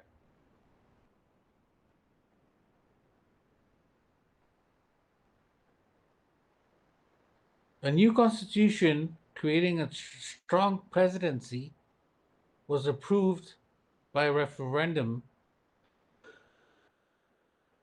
in December 1993. With a new constitution and a new parliament representing diverse parties and factions, Russia's political structure subsequently showed signs of stabilization. As the transition period extended into the mid-1990s, the power of the national government continued to wane as Russia's regions gained political and economic concessions from Moscow. This is excellent. Carry on. So, there's a whole thing about Soviet inheritance. I don't give a fuck about inheritance. But I mean, I just want to find out what their fucking form of government is. Constitutional law. Well, why don't you look up economy and see how they run their economy? No, That'll tell they you. do. That'll tell you how they run. But they do have a constitution. No, forget about the constitution. Look at how does the economy work, and it'll tell you if they, who runs the economy, the government and business people or whatever. I don't know. Tell me, man. Tell me. Well, let me see if they have a heading here for economy. Yeah, something.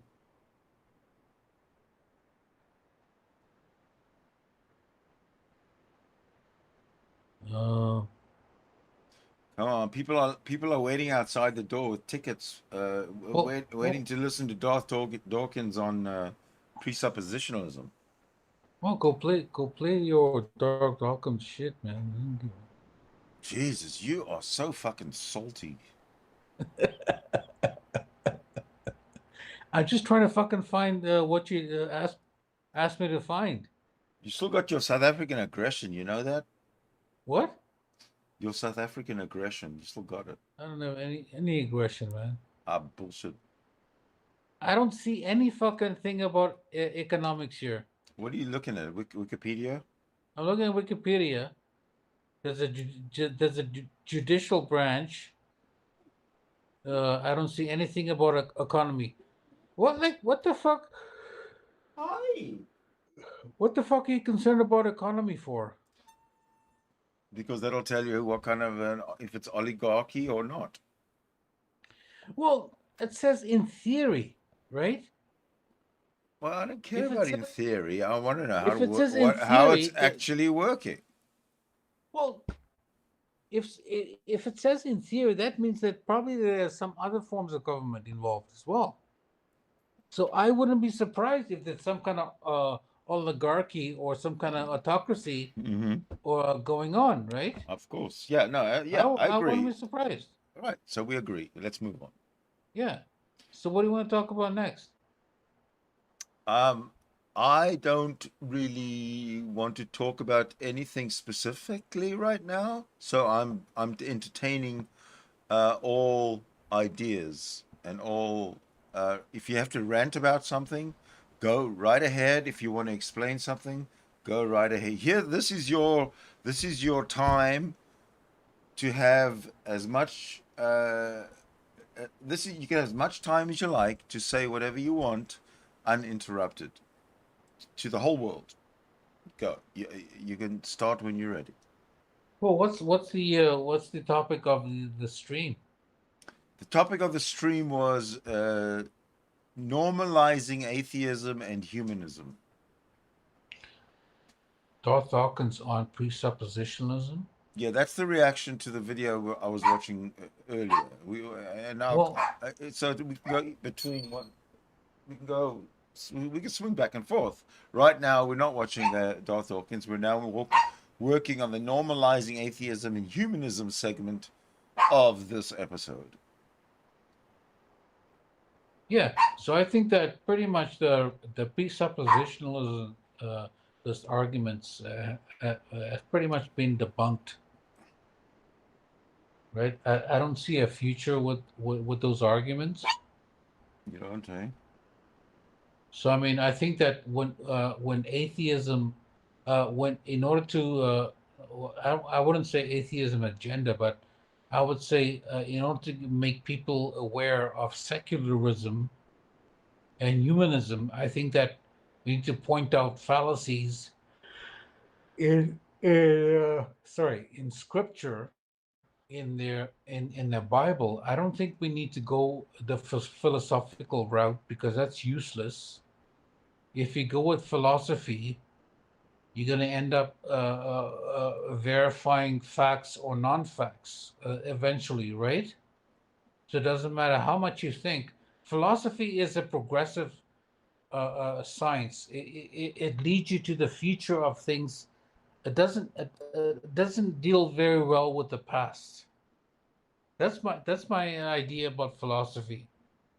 When it comes to philosophy, yeah, exactly. It's got nothing to do with the natural world, really. Well, no. I mean, philosophy means the study of wisdom, right? Or the knowledge of wisdom. So that means that it's a progressive science.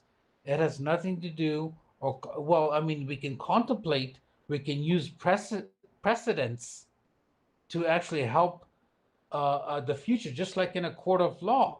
In a court of law, you can make a judgment on a case by using precedents of previous law, right? That's kind of a philosophical stance. But when it comes to philosophy dealing with matters, when it comes to facts, when it comes to historical, archaeological, anthropological, genetical, or all those other facts, that's where philosophy fails. That's what I think. Mm-hmm. Right? Mm-hmm. I mean, I'm not against philosophy. I think philosophy can progress humanity just like they did in ancient Greeks with Socrates. Do you think and Plato? Do you think that presuppositionalism is philosophy? Presupposition. Well, if you presuppose something, in your mind, right? If you say that the reason why I am here is because that I have no other reason to believe why I'm here, right? If then you say that's what? where well, if you say that I am here right now, Yeah. and I am part of reality. This is the reality that I'm experiencing right now, right? We're all experiencing the same reality. Why are you Right. special? Why are you special?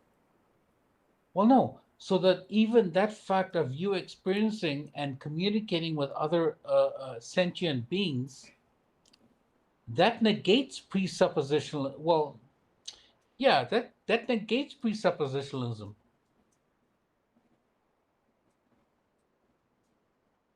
Of course.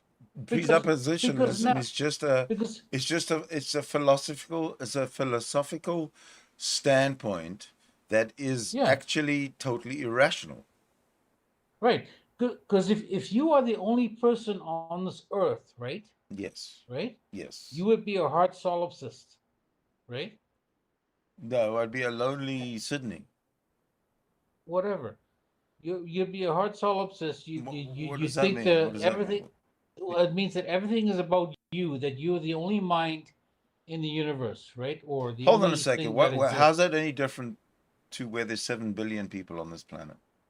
Or if I was the That's only exactly. one? Well, let me finish my point. Okay. What's your point?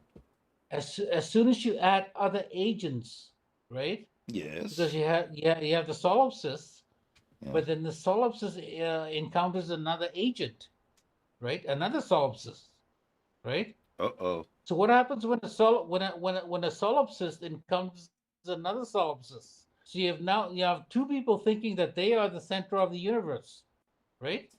Well, someone's worldview So is are going they? to be shattered, totally shattered. Yeah.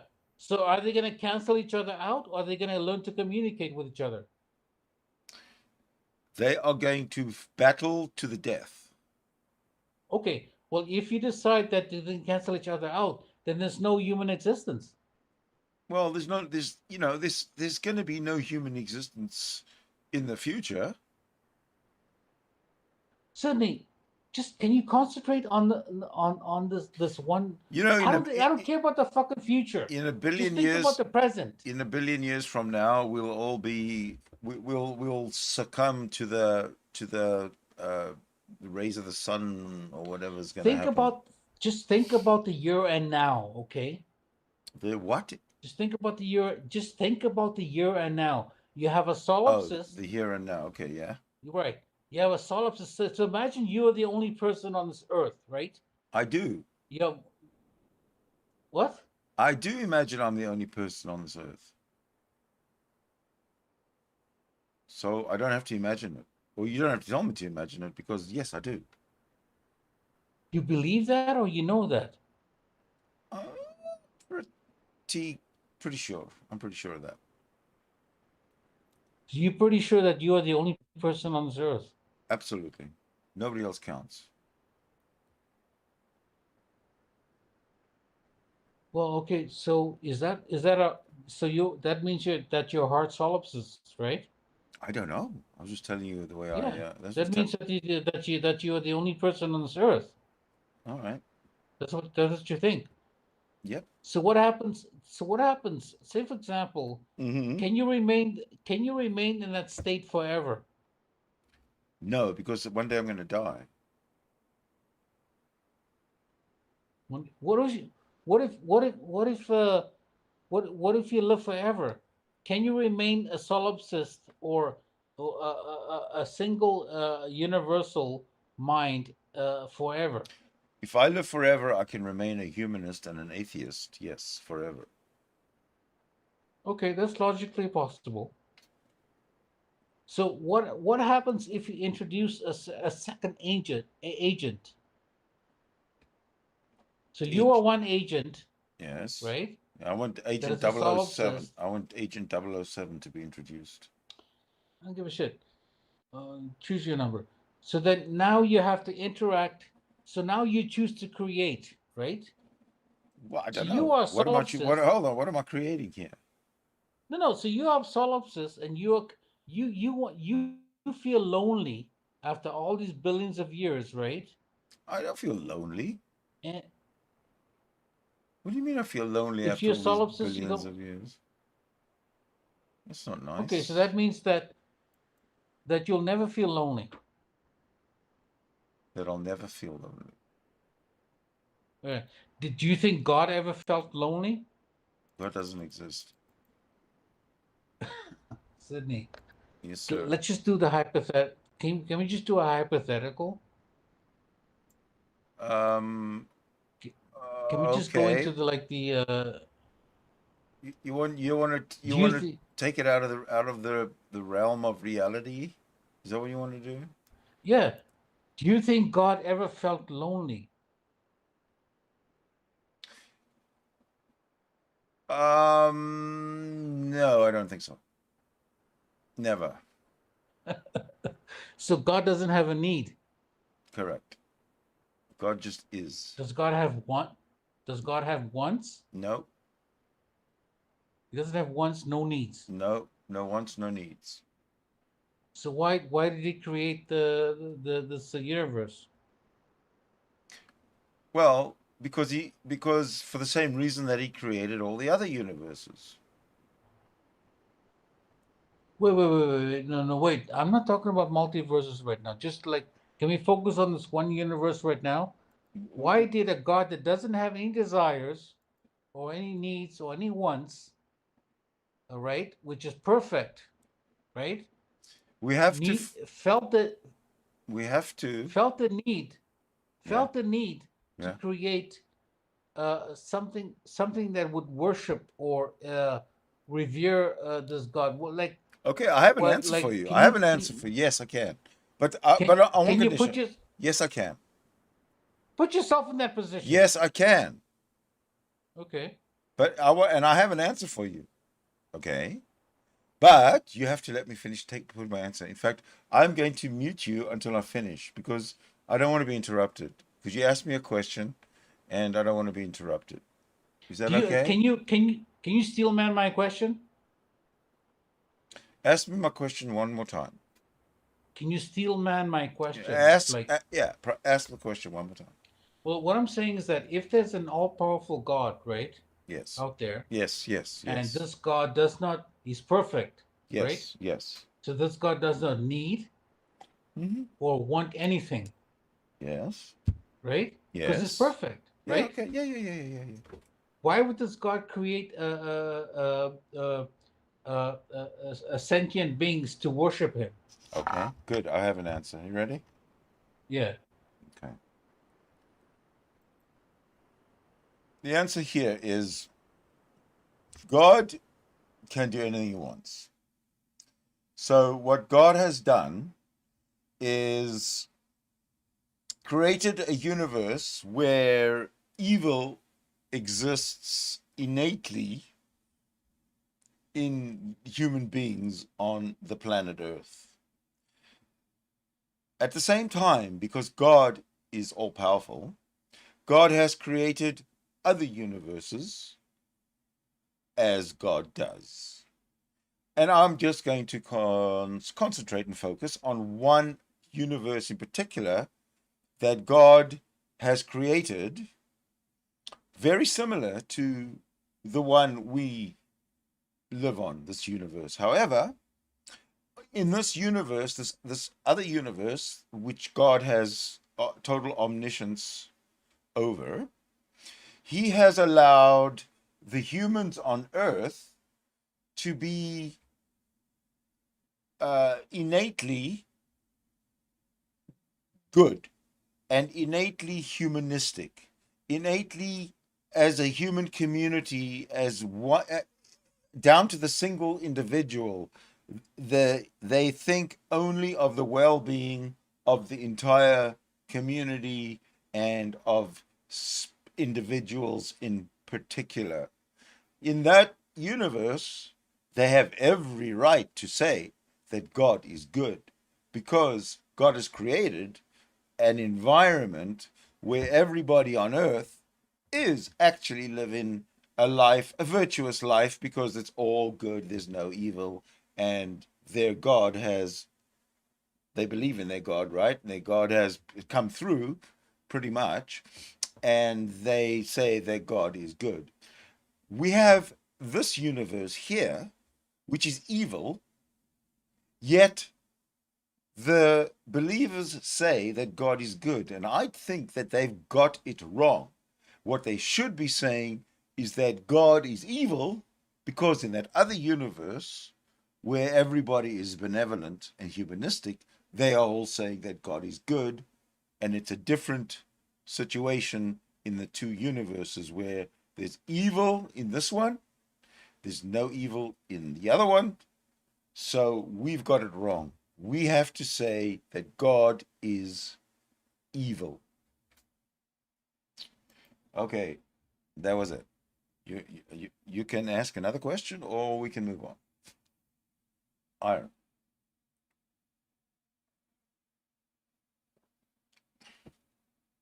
Iron, if you Hey, can you hear me now? Yeah, can you hear now? Okay. Listen, so does God need anything? No. Does God want anything? No. So he doesn't need anything. No. And he doesn't want anything. No. So why did he create humanity? Because he could. He could. Because he could. Yeah. So did he create, because if he doesn't need anything or want anything, right? And he created humanity, that means that this God is a deistic God. What is a deistic God? A deistic God, which means that he doesn't need anything from humanity. What he did was, this God took a shit in this part of the solar system, right? No, I can't believe Right? that. No, that's nonsense.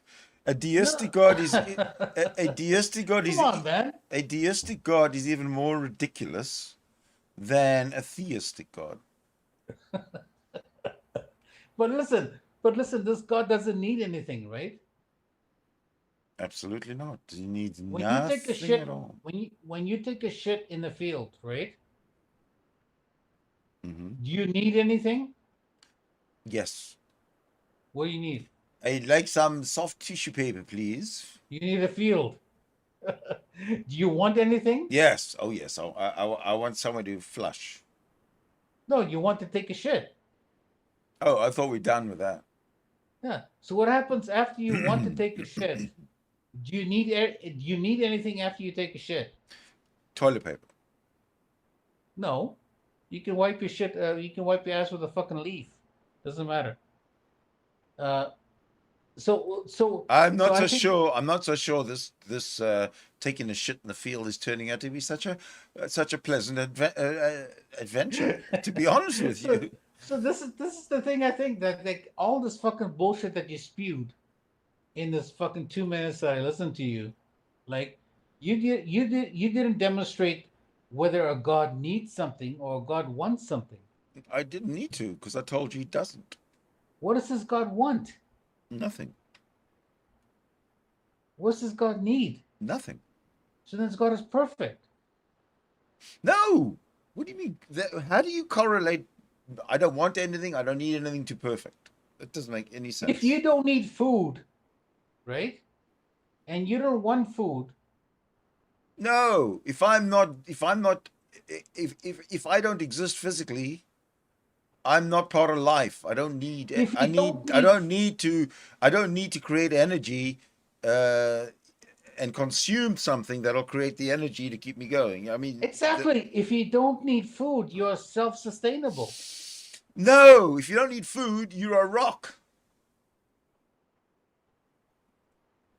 What? Yeah. If you don't, well, we're talking about God here. Yeah, but God is not. God is not. God doesn't have a diet at all. God is a spirit. Remember. So does the spirit need anything? No, nothing. Does the spirit want anything? No, nothing. So then why does the spirit exist? Because it can. Everything only exists because it can exist. So it just floats out there in the ether or whatever. No, it's imaginary, dude. The whole spirit, the whole God thing is imaginary. So no, it doesn't. It doesn't, and maybe it does float in the ether because there is no such thing as ether.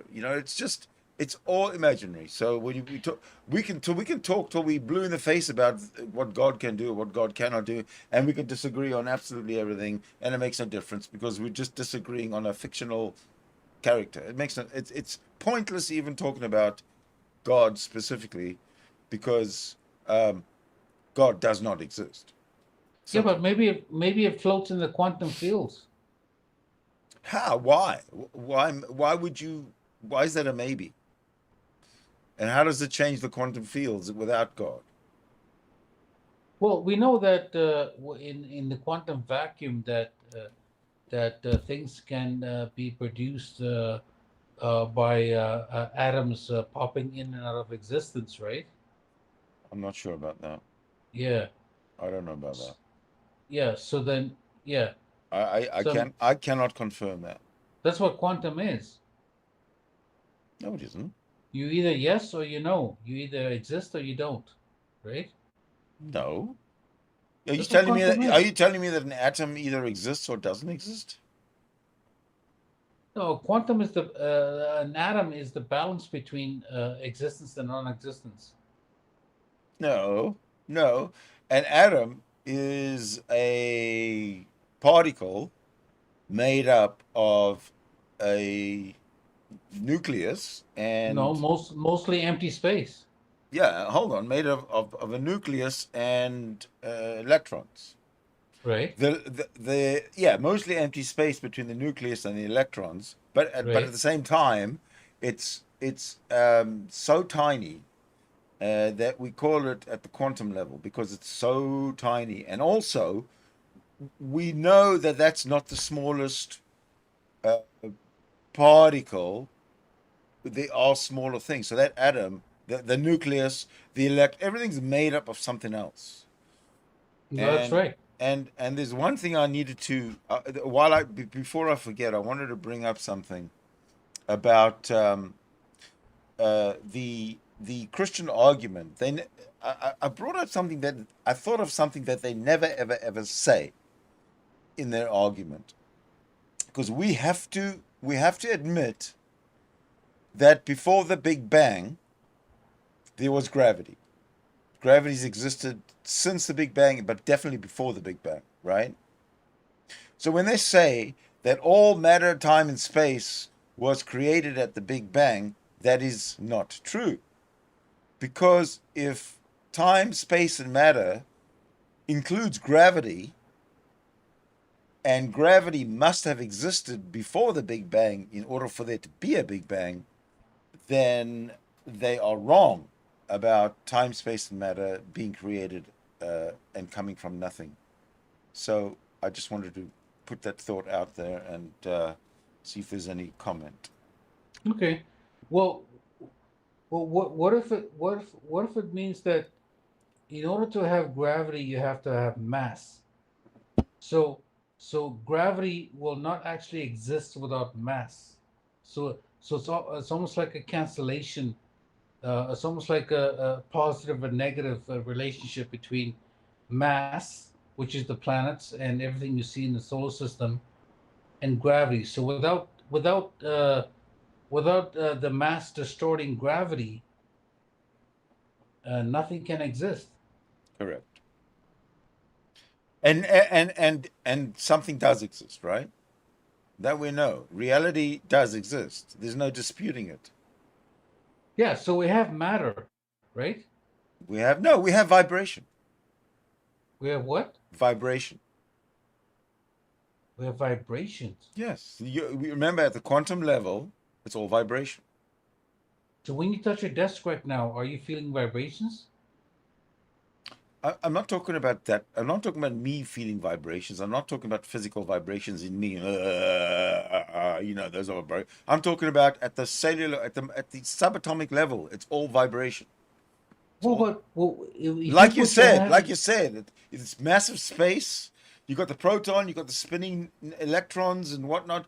Lots of vibration. Yeah, but if you put your hand on your desk right now, I'm talking about the subatomic quantum level. Does your hand vibrate? My hand's vibrating whether it's on the desk or not at the quantum level.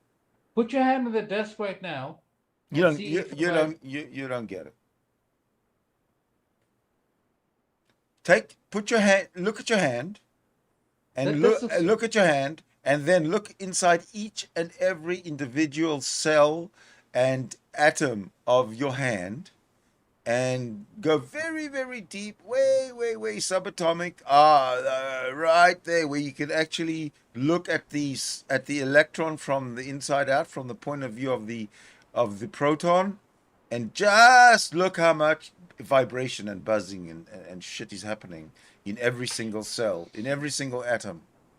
That's what I'm talking about. I don't think it's vibration. I think it's more of density. It's vibration. Is it No, it's vibration. Is it the density of vibrations? No, it's vibration. It's vibration. Pure vibration, yes. Yes. So if it's vibration, right? Okay, when you say it's, what's it's? Well, if it's if your hand I'm saying that all of reality is vibration. Okay, so the desk is vibrations, right? Of course, it's made up of cells, it's made up of atoms. Atoms vibrate. That is very, very. It's proven that atoms vibrate. You yourself have said so. We all know that atoms vibrate because electrons spin around them. Spin around the nucleus, I should say, of an atom.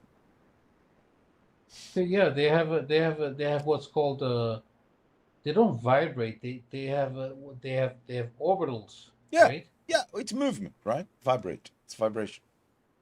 Call it vibration if just to get a standard version, just to get a standard understanding of what existence is. It's vibration. Well, they either become waves or particles, right? Depending on whether you observe them or not. What becomes waves or particles? The electrons or the atoms. The electrons. Right? So that means that if you think that electrons are particles. If you think that there's no waveform to hold on, there's no waveform that includes electrons. What are you talking about? As far as I know. If you think that the desk is vibrating and your hand is vibrating, right? This coffee cup is vibrating and it's asking me to go fill it up. So I'll be right back. All right, hang on a sec. That's gonna kill the mic. Don't let the coffee cup vibrate too much.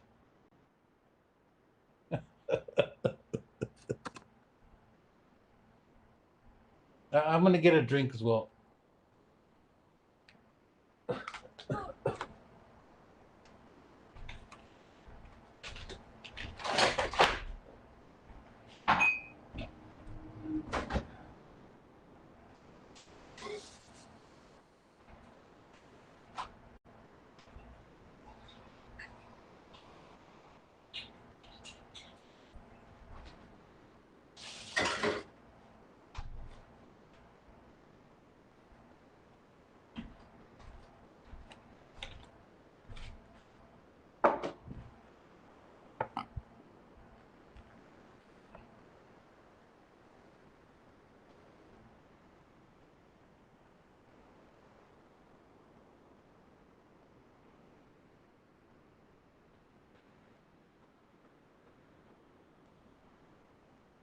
I do believe that we have a situation in which I have returned.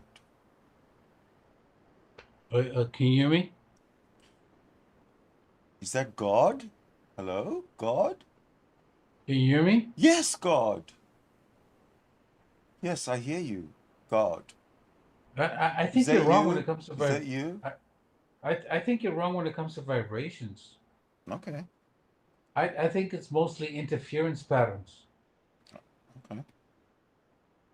So when you like, say for example, you drop a rock or a stone in water on one spot, and you drop another rock in another spot, they create waves in the water, and these waves will create interference patterns, right?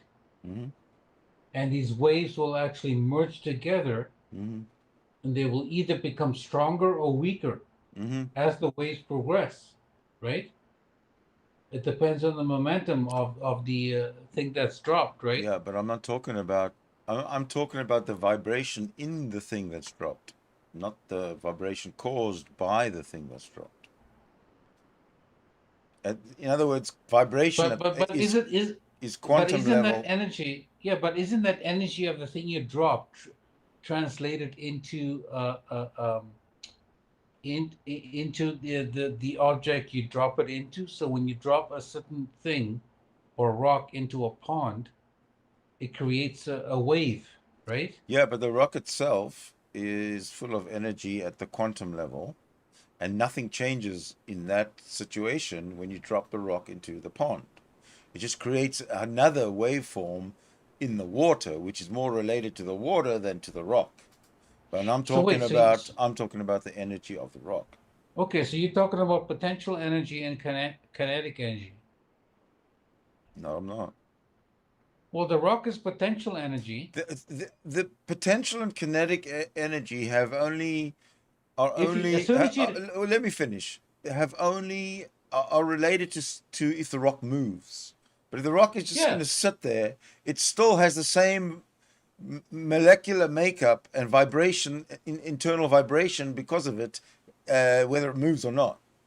Yeah, that's potential energy. It doesn't matter. It's got nothing to do with at the quantum level. We are talking at the quantum level. There is no wave. There's none of this wave interference at the quantum level. Wait, but if a rock just sits there on its own, right? Yes. Sits still for thousands of years. Correct. Does it have potential energy or not? Everything has potential energy. Right. So what's your point? And everything's made up of atoms, and all the atoms are vibrating. So what is your point? So how do you convert this potential energy into kinetic energy, workable energy?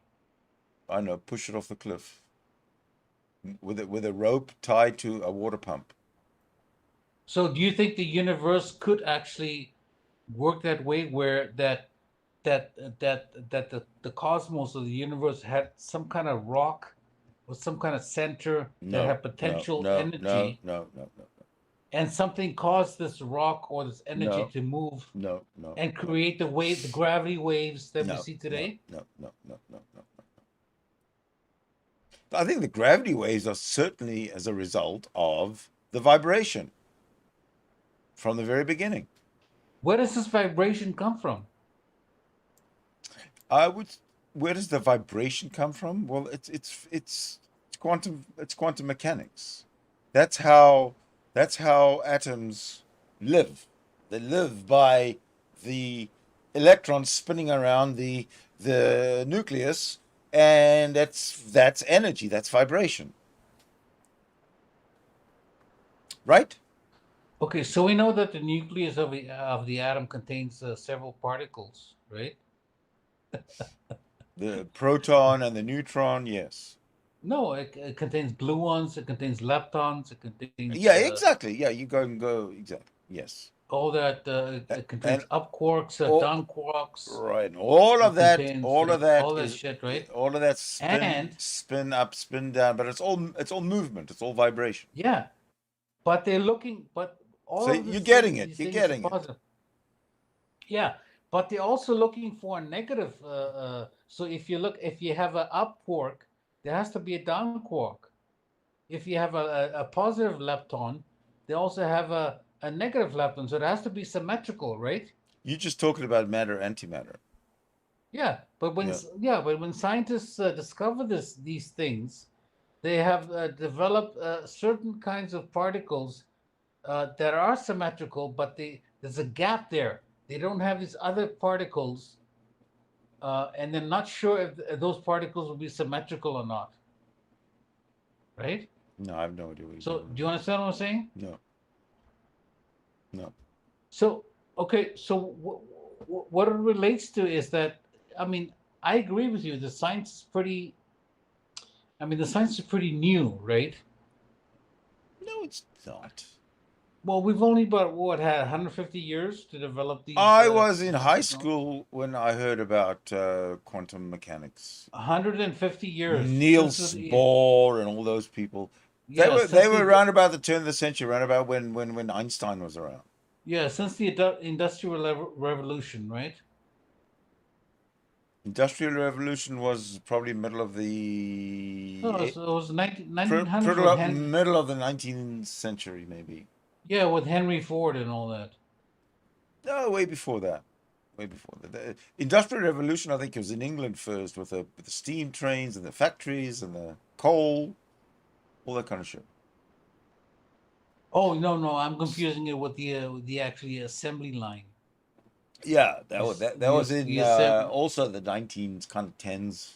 The assembly line was Henry Ford, but when it comes to the well, actually no, you're wrong. Well, I'm wrong because the Industrial Revolution started with the assembly line. No, it didn't. The Industrial Revolution started with the invention of steam power. No, that is what started industries. That's why it's called the Industrial Revolution. Steam power. Henry Ford. No. Yeah, steam power. Henry Ford used steam power, but he started the assembly line, which is industrial.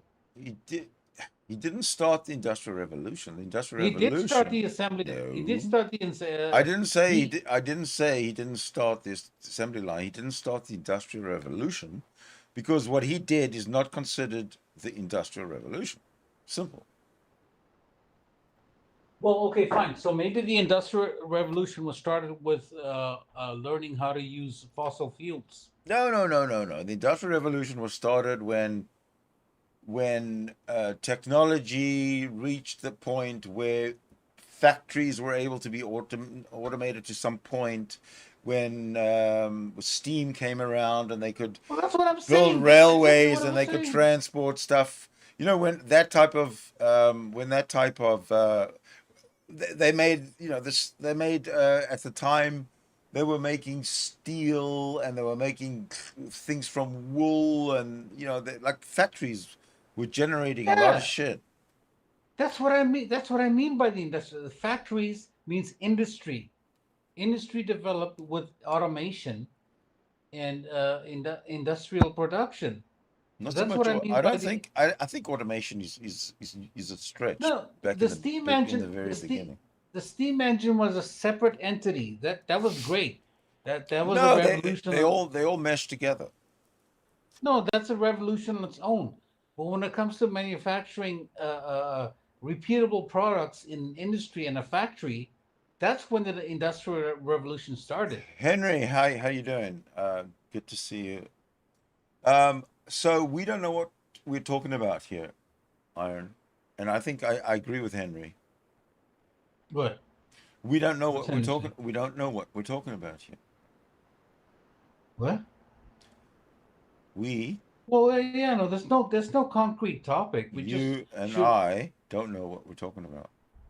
Well, the original conversation was about Darth Dawkins, right?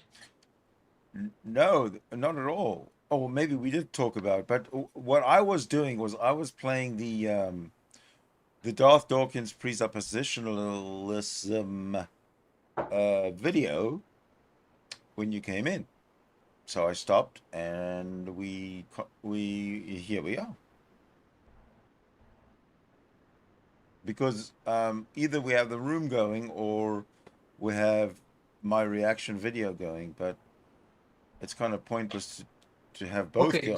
So can somebody check fact check this and tell me when the Industrial Revolution started? You can do it because you've done it before. Okay, I'll tell you what, I'll do it this way. How about this? Hey, Google.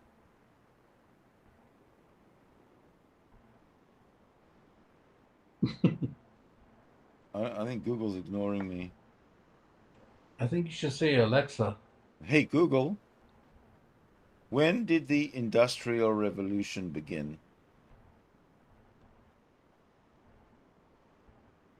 The Industrial Revolution started in 1760. 1760 through 1840. See? Okay.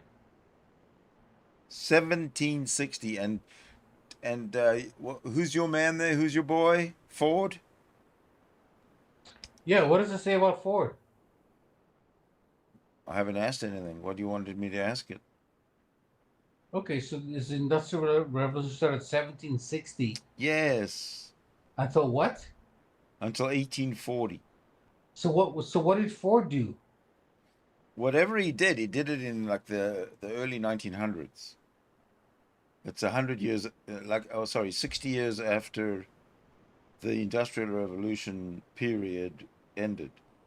So was Ford part of the Industrial Revolution? No. He wasn't. No. So what is the period when Ford started his assembly lines? What is that period called?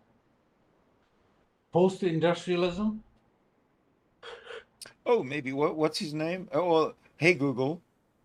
What is post-industrialism? According to Britannica, post-industrial society marked by a transition from a manufacturing-based economy to a service-based economy, a transition that is also connected with subsequent societal restructuring. So no, that's not it. Because we're in a post-industrial now, I think.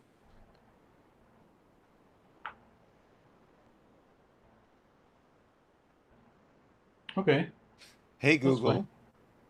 What society was Henry Ford part of?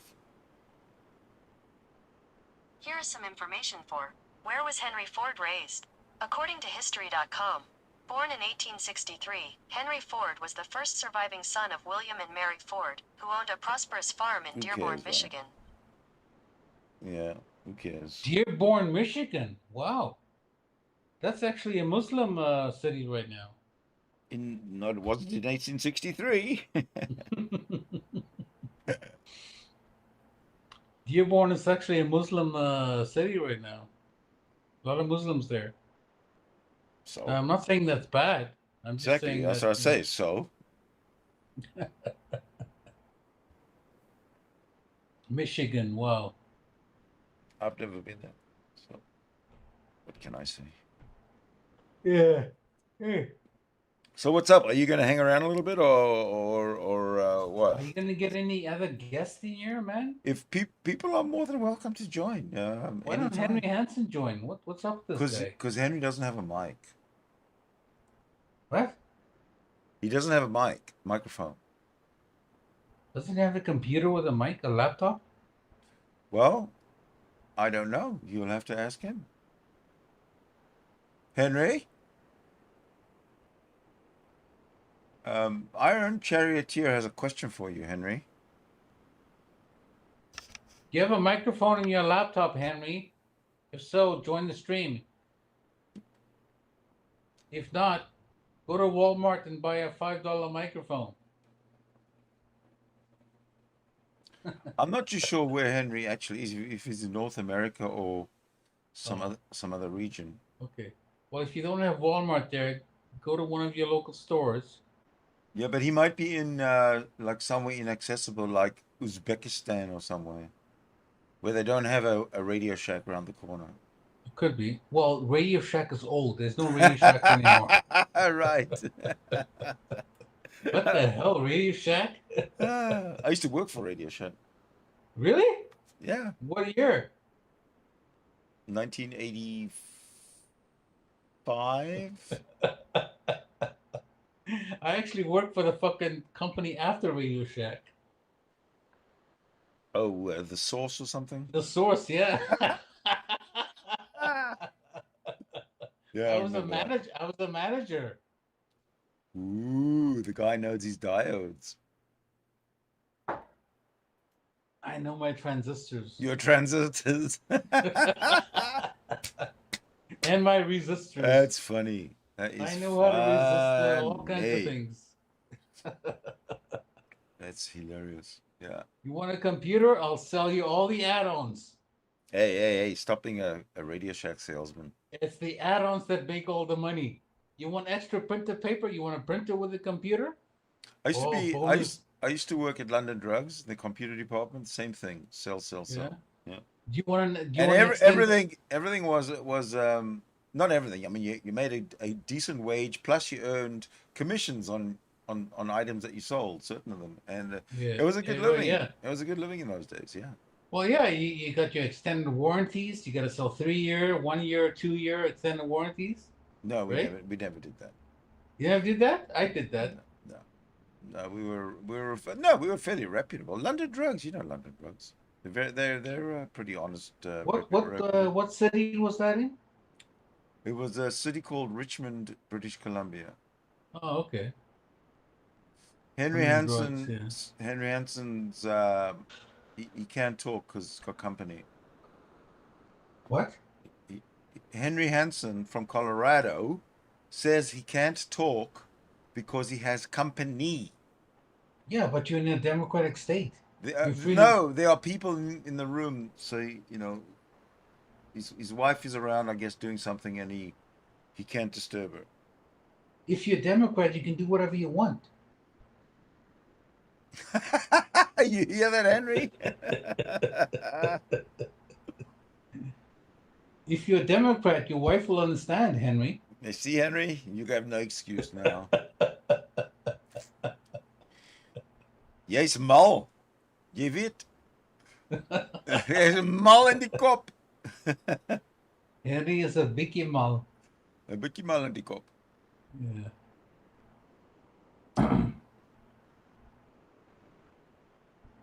Hoe goed gaan jy praat Afrikaans, Sydney? Nie te goed nie. Ek praat kak Afrikaans. Yeah, me ook. Yeah. Same with me. I think mine is better than yours. Me ook, yeah. I love it. Yeah. And also, Henry doesn't talk about religion when his wife is around. Yeah. What? I just remember the fucking the tropes. That's all I remember right now. Hey, let me ask you something. Were you around in Cape Town for the Coon Carnivals? Oh yeah. No one can believe me when I say Coon Carnival. They all think that I'm the biggest racist bigot on the planet. How dare I say that? Like, can you explain to people what a Coon Carnival is? Well, with the Coon Carnival, they used to have these people come around, and they're black people, but they used to paint their faces white. Exactly, with the right? White lips and they came around with their knopkieries and their whips and their sandbox and whatever, and they would threaten you, but they wouldn't harm you. Bullshit! They'd sing and dance in the colorful, the colorful costumes. They weren't Zulus. They were Cape Coloreds. Yeah, it's like a Halloween festival, you know. No. It's like it happened on a Saturday morning in the middle of summer sometime. Okay, maybe I wouldn't say Halloween. I would say Bacchanal, like in Brazil. It's almost like what's the Irish day? The Irish what do they call the Irish holiday on April? Saint Patrick's Day. St. Patrick. Yes, okay. yes. It's like no, it wasn't that big party. Like you say, it's like Carnival. Big party. Yeah, it was related to the fucking Brazilians and the Bacchanal festival, the Bacchus, right? The god of Bacchus. I don't know. Right. And then when they went over to South America, they called it the Bacchanal, right? The Bacchanal festival, right? I don't know. I don't think there's a connection. there's a connection. It's the god of wine. You know Bacchus? I do not.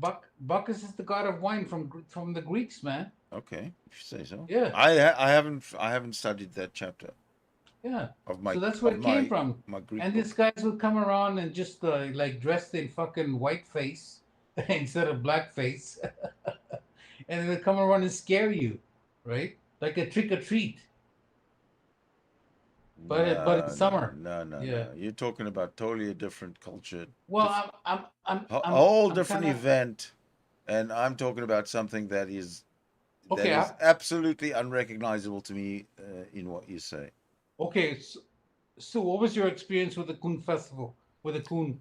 Okay, the Kuhn Festival was a parade. Do you know that's a racist? That's a racist term right now. If you say Kuhn. No, it's not. It is. It is. No, it's not. A Kuhn is like an Indian guy. What? Like an Indian black guy, a black Indian guy. Where? What are you talking about? In South Africa, they used to call them Coons. No, I don't ever. No. Yeah. No, the Coons were those guys dressed up in like harlequins and very bright colored dress suits and hats, and they'd dance together, and they'd be all dressed the same. Yeah. And they'd walk. They'd go down the chairs, cha cha cha, and they'd be singing and dancing, competing with each other. That's the Coon Carnival I'm talking about. Right. Oh, I never went to the carnival. I know that the Coons came to our house. It used to be down. Used to be down at down Adelaide Street one Saturday morning. I remember Adelaide Street. Yeah. We used to live in Eendrachtweg. You remember that? No, what was that? Do you remember Grassy Park? I never went there, but yes, I heard about it. Okay, Grassy Park is a Clearling. Exactly. Clearling place. A Clearling plek. That's right. I mean, a plek for Clearlings and nie vir blankes nie. Yeah, there was some nice houses there. It wasn't a bad neighborhood. Oh yeah. We survived, right? Obviously. But that's why I grew up, man, in Cape Town in Eendrachtweg in Grassy Park. Okay, cool. For part of my life. So did you go to an English-speaking school? Well, this is the thing. When I started school, I went to. We moved to Johannesburg. Mm. And I used to travel by train every day to go to school, because even though we were white-skinned, right? What school did you go to? I went to Bosmont.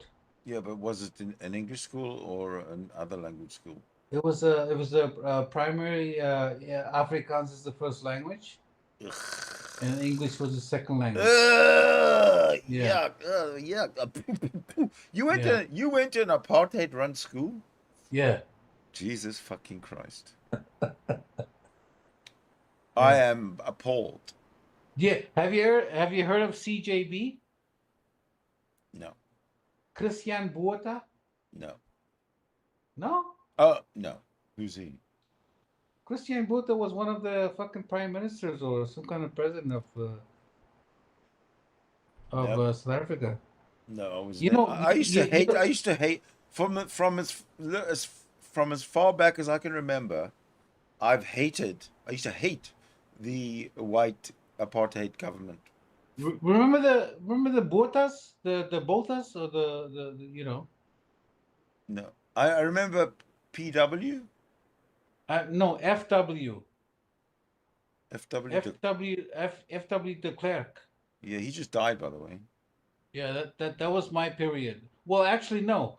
My period was between Botha, or Buta, or whatever I pronounce. I can't remember. And then transitioning into FW de Klerk. Okay, my period was BJ Foster. Okay, I don't remember that. Exactly, he was the cunt who was very rigid in the 1976 uprising.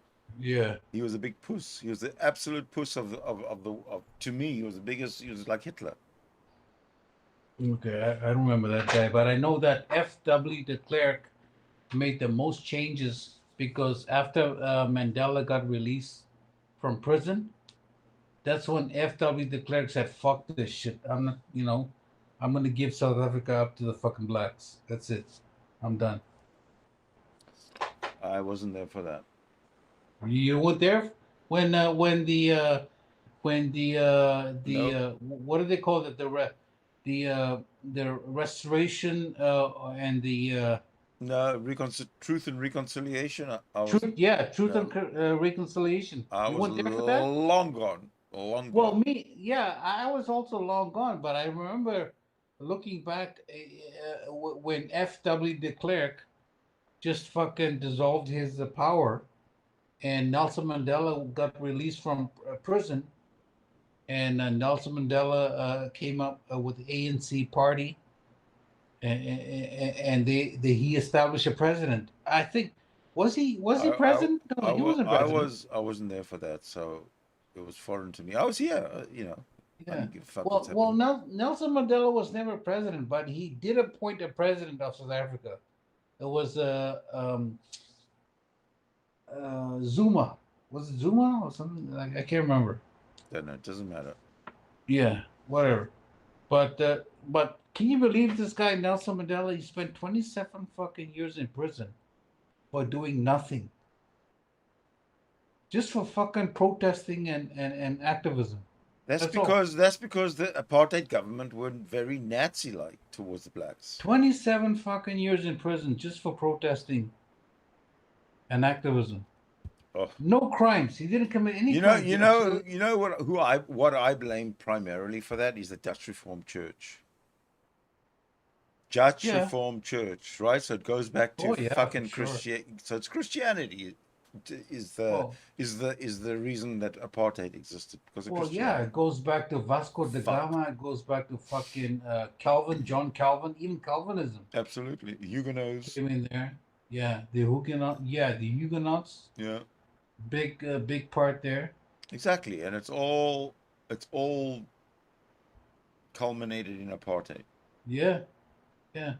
No. You had the Dutch East Indian Company is there as well, because the Dutch East Indian Company used to sail from Dutch East India Company was not in on the Cape of Good Hope. The Dutch East India Company was in East India.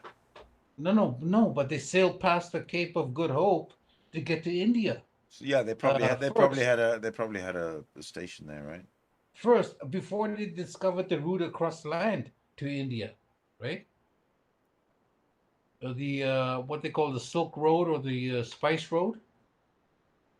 So before they discovered the Spice Road, the Dutch East India Company sailed from Deutschland all the way to fucking all across the Cape of Good Hope and around to India to get the spices, and they sailed back. Before they said, "Oh fuck, we can go across the land to get to India." Look at that. So that's where things changed. I think you must have got it. I think you got it backwards. Huh? I think they had a route across the land, no problem. It just was problematic in terms of politics and maybe danger. So that's why the sea was safer. Even though it took longer. That's a long route. Yeah, but you make it. You survive. Yeah. Can you imagine being in that time and fucking sailing on the how many months would it take to sail from fucking Europe to India through around the Cape of Good Hope? It would probably be at least fucking a year. You'd have to stop at the Cape of Good Hope and restock and resupply, right? Exactly. That's where my ancestors came from. From the restocking of ships. Well, my last name is French, so the French Huguenots stopped there, on their way, and they made it with the natives, and that's how I came about, right? Have you ever had your DNA sequenced? No. Well, no. I never either had mine, but it would be interesting. Yeah. That's a very interesting, genealogy there, but, I don't give a fuck anymore. It's just interesting, you know, whether you I'm give a gonna, fuck or not. yeah, I'm gonna spread my genes right now as best as I can. Oh, who are the lucky ladies? Who are the lucky four? Oh well, no, I had a lucky lady maybe about a year ago. Henry Hansen says he's been married for 36 years. Oh my God, Henry, congratulations! You've just been eliminated from the gene pool. I'm sorry, that's bad, but I hope you have maybe I'm pretty sure that his gene pool days have been fulfilled. Well, I hope you have at least 6 kids, Henry Hansen. No, oh, can you imagine the cost? Imagine the cost. No, I'm sure Henry Hansen is a dapper fellow. Dapper. Dapper. Are you dapper, Henry? Or a strapping fellow. Are you a dapper, strapping fellow, Henry? I think Henry knows how to handle his women. Well, after 36 years, I think he's been well trained himself. I think so. Well, no, don't say that, Sydney. He's not. He's been well trained. He's been very well trained. He's not a puppy dog. No, he's a male. Females train males. And you understand how the world works there? That's not true. That's bullshit. That's absolutely true. That's a subjective fucking notion. No, it's very subjective. It's anthropologically proven. No, there's no objectivity there whatsoever. It's a mutually beneficial relationship. Which the females control. Well, the males have their roles as well. Males have their brains in their balls. Oh no, the males get the guns, and they get the AR-15s, and they shoot the intruders. That's what the males' roles are. Hang on, I have to check on animals. They don't last very long, just like a male lion in a. I'll be right back. Right? Yeah. Yeah, male lions don't last very long.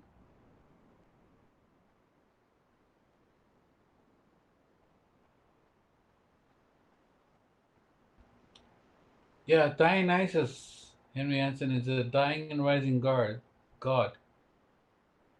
Just like Jesus. So was Zalmoxis and Inanna.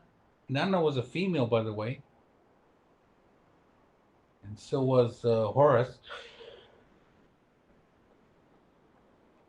Horus is oftenly compared to Jesus,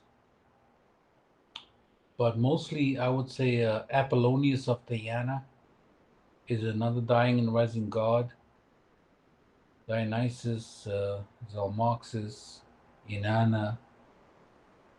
That was a theme going on in that time, like all these people, wanting to achieve immortality. They would prop these people up, these good Samaritans or good people, as being immortal, just like Romulus. When he disappeared into the fog and he died, people made stories about him. There was a Romulus? Yeah, it was Romulus. Yeah, the founder of Rome.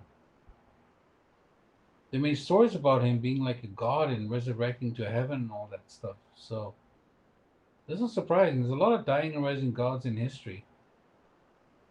So, I mean, why would Jesus be that special?